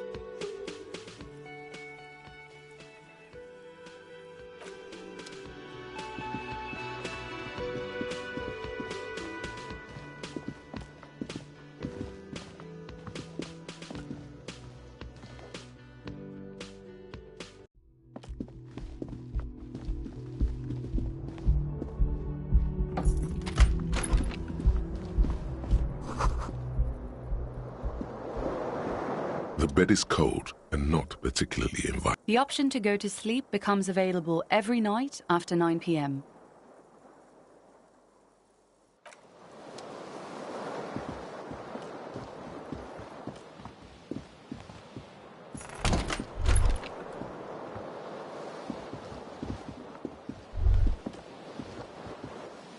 Kim also tries not to look at the pile of taped viscera on the carpet, or the weird suitcase on the hat rack, or the potted plant dying in the corner.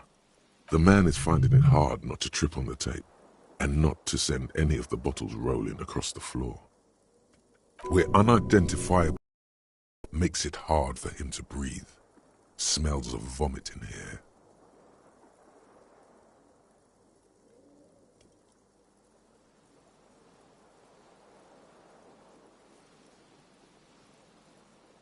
He nods. No problem, officer.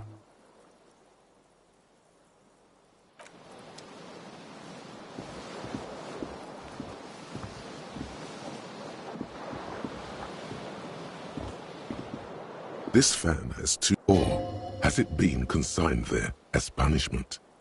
You feel as though this creature is your friend. You swoop up and catch the tie. Snap.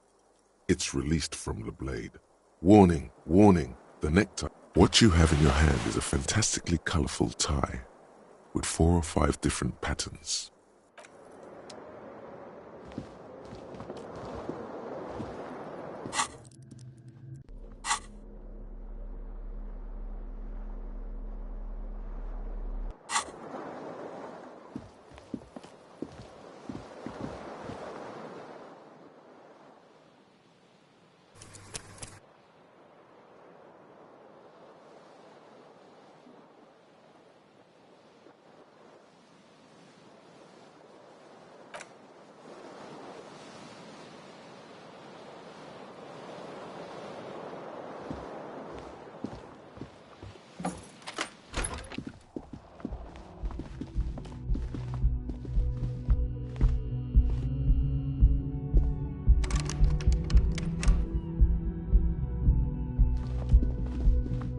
The door is closed.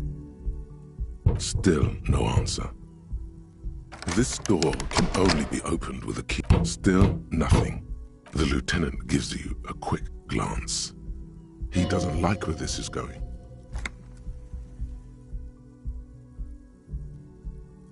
Still nothing. The lieutenant gives you. He doesn't like where this is going.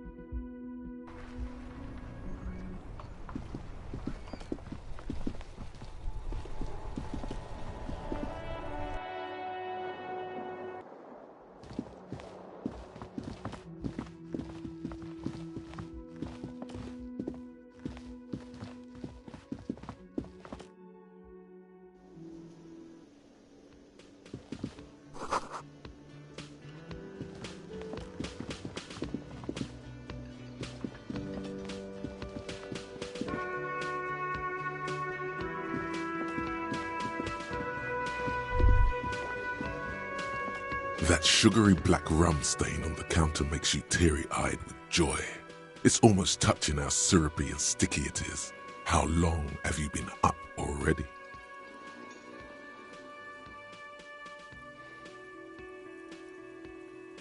Sweet Lord, a whole hour.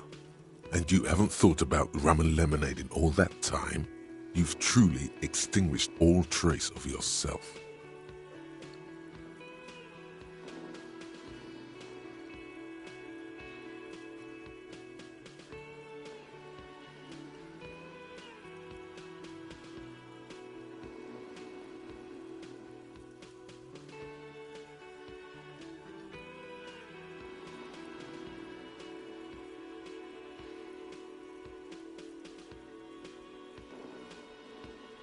Maybe you haven't turned out well for your drinking. Have you thought about that? Get a goddamn rum and lemonade into yourself, boy. Or better yet, lick that stain off the counter.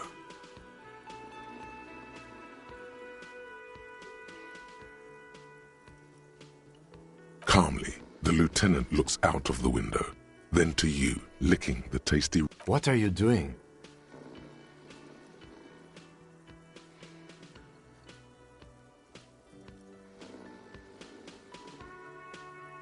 We should move. A real drink would go well with those cigarettes you're looking for.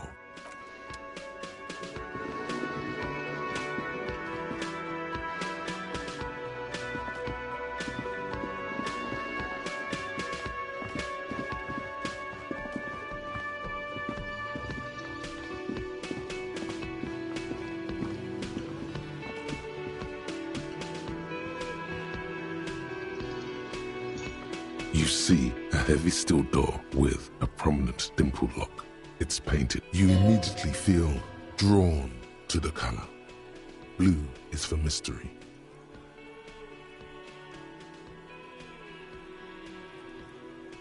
The door does not budge. The cobalt blue surface feels rough to touch. The stain... You do? It's a door in the back of the kitchen. Why do you care where it leads?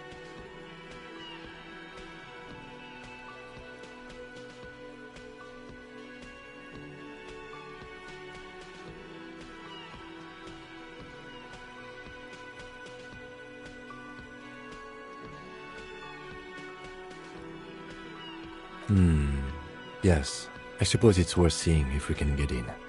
Just to be thorough. As a side investigation. Gart is the person to ask about this. The cafeteria manager.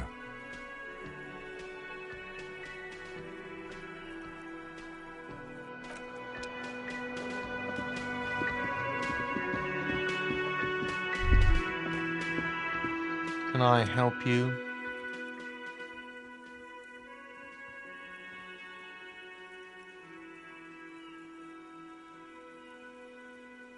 What thing?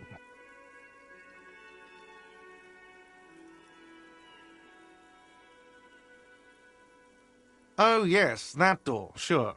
There's nothing mysterious about it. It's just... No, I don't have a key. I don't know how to get there. And I don't care either. It's not like I've been wondering about it for 10 years. It's just a frit warehouse, probably. Or some boring storage space with a bunch of old junk and dust.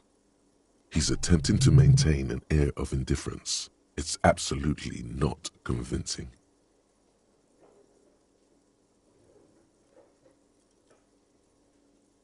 Fine, okay, a little. But my job doesn't leave me time for wondering about one locked door in one of the cafeterias I manage. So I haven't opened it. I have cleaned the whole place 100 times over, though, after the animals. And I haven't found a key, so good luck with that.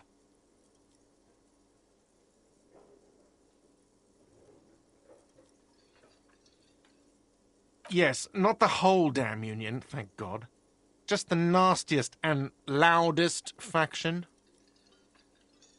They come here in the evenings. Dumb, unruly types. Think they're big shit. But we should find out who this Lord faction is, occupying the booth. Loudness means talkative, and we need info.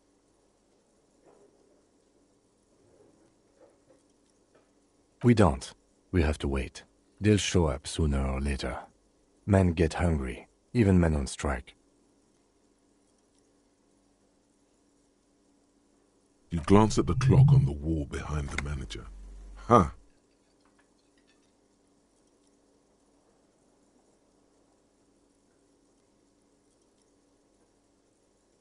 Good question.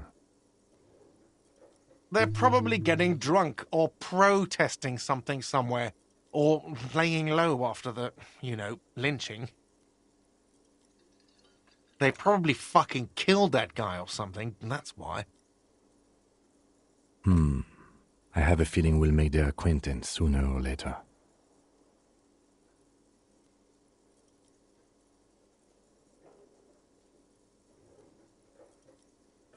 What? By the way, you should come back to this thing-based questionnaire if you see anything interesting in the whirling later.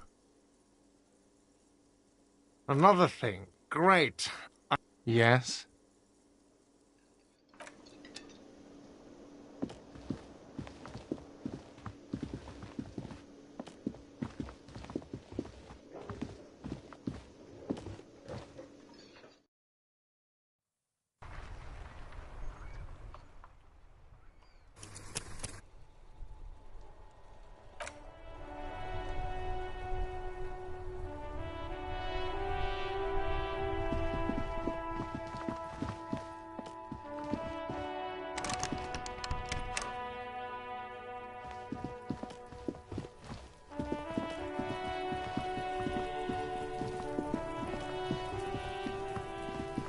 There he still is, looking right through you with his white eyes. The body below.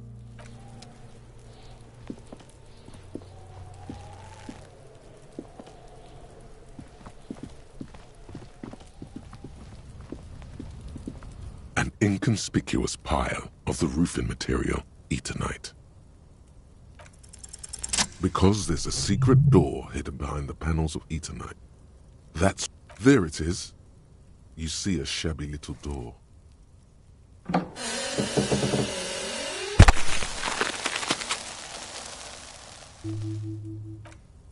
What is this then? A tool shed? Let's investigate.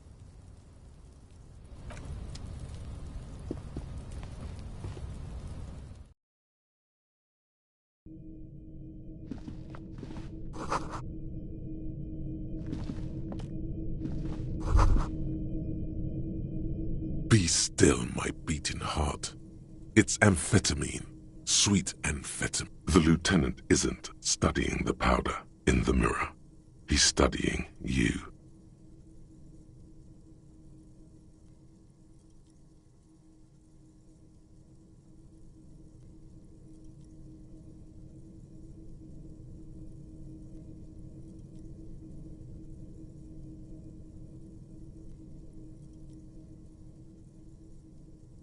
Perhaps not.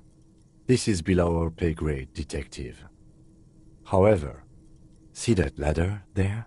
It's probably another way into the industrial harbor, no? A secret path the local kids use.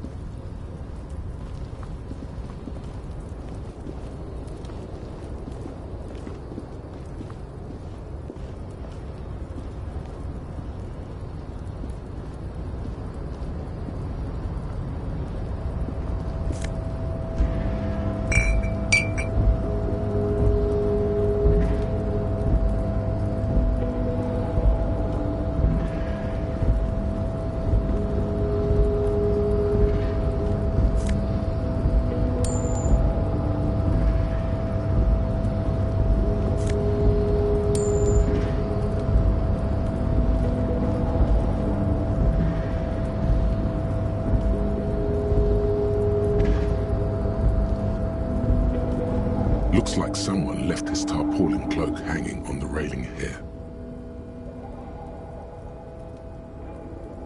Yes, it's probably yours. It bears the RCM insignia, and you have a habit of being careless with your... You could probably make the jump. You look like you've done some track and field in your day.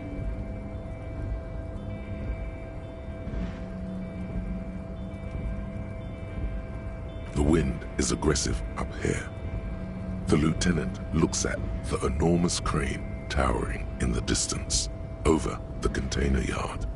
The look in his eyes is a mix of the engineer-like interest and the wonder of a 6-year-old seeing a horse for the first time.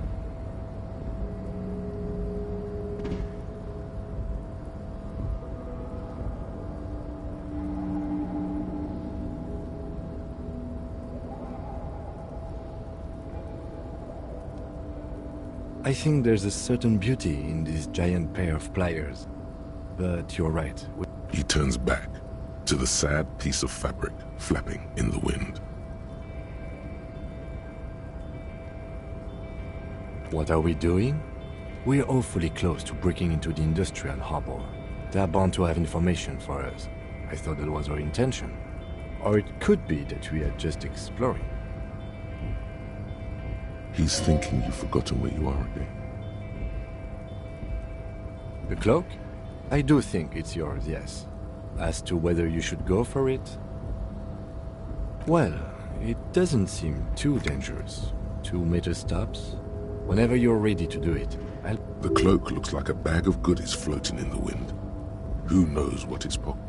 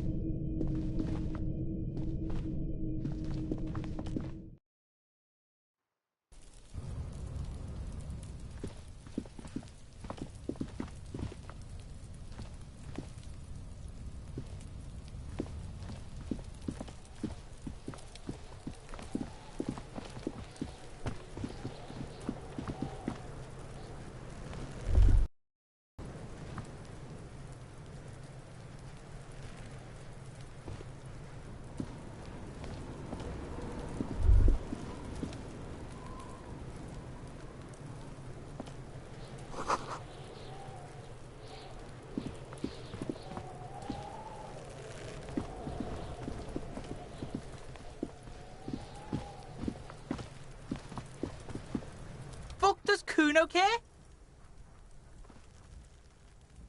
You found Kuno's secret door to Kuno's secret shack. It was closed for 5,000 years. How the fuck did you get in?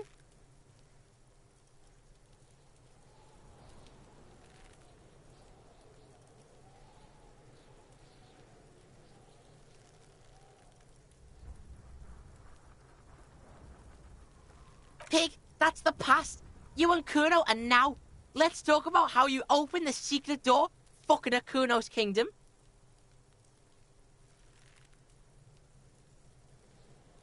And then what? You fucking there. You fucking Kuno's kingdom. He's trying to fuck at you again, Kuno.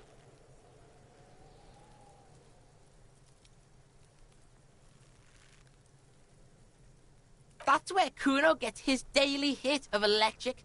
Kuno Shazam. Kuno rides the fucking lightning in there, Pig. Bet you'd like to ride the lightning too, wouldn't you? You feel tired and old, but you could have that sparkle in your eyes.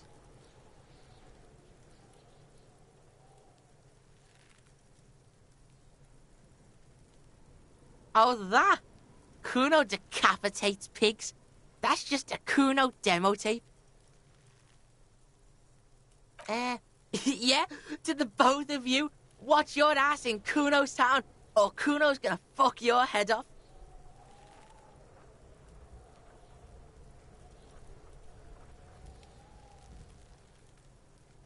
It's a vitamin, Pig. Don't you know anything?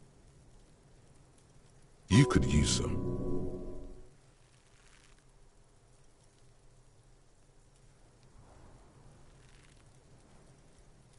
Yeah, it's the mag. You fucking need that shit to stay on top of your game. Kuno goes through like a tube a day, rips mag like a motherfucker, and you could use a bottle. Oh, don't teach him, Kuno. He's gonna use it against you, Kuno.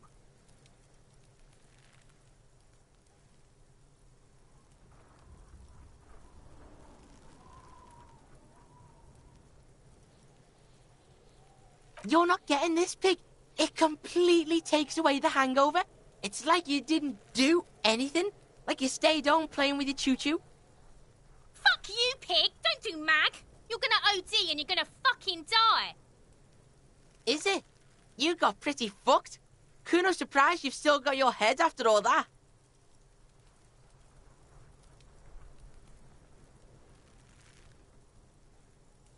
Don't sweat it, drunk pig. Kuno will keep your nasty secret.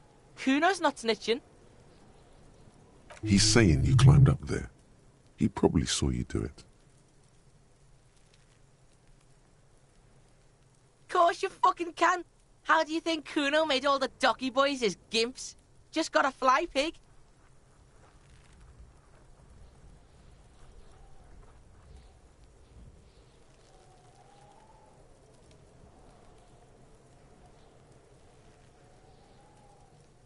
Not for you, pig. Kuno can't wait to see you get all scared and shit your pants. Kuno can't wait to see you shit your fat pants. That's all there is to it then. Don't be a pansy.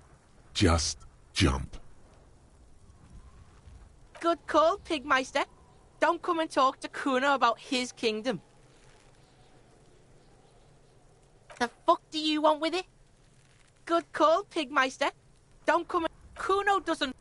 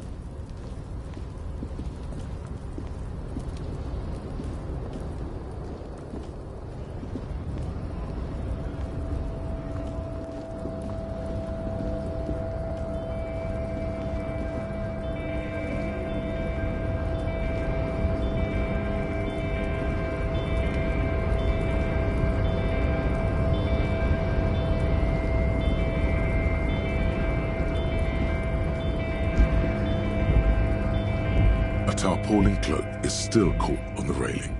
No one has claimed it.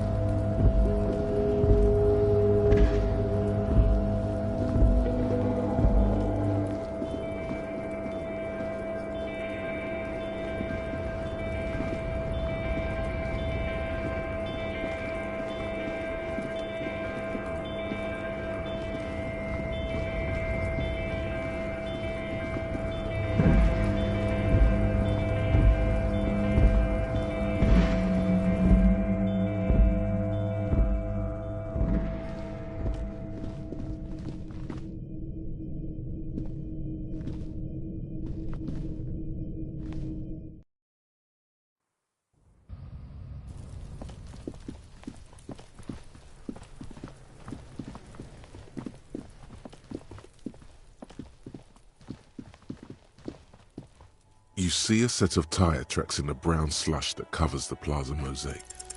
No, these tracks are not interesting at all. Let the street sweeper just sweep them away.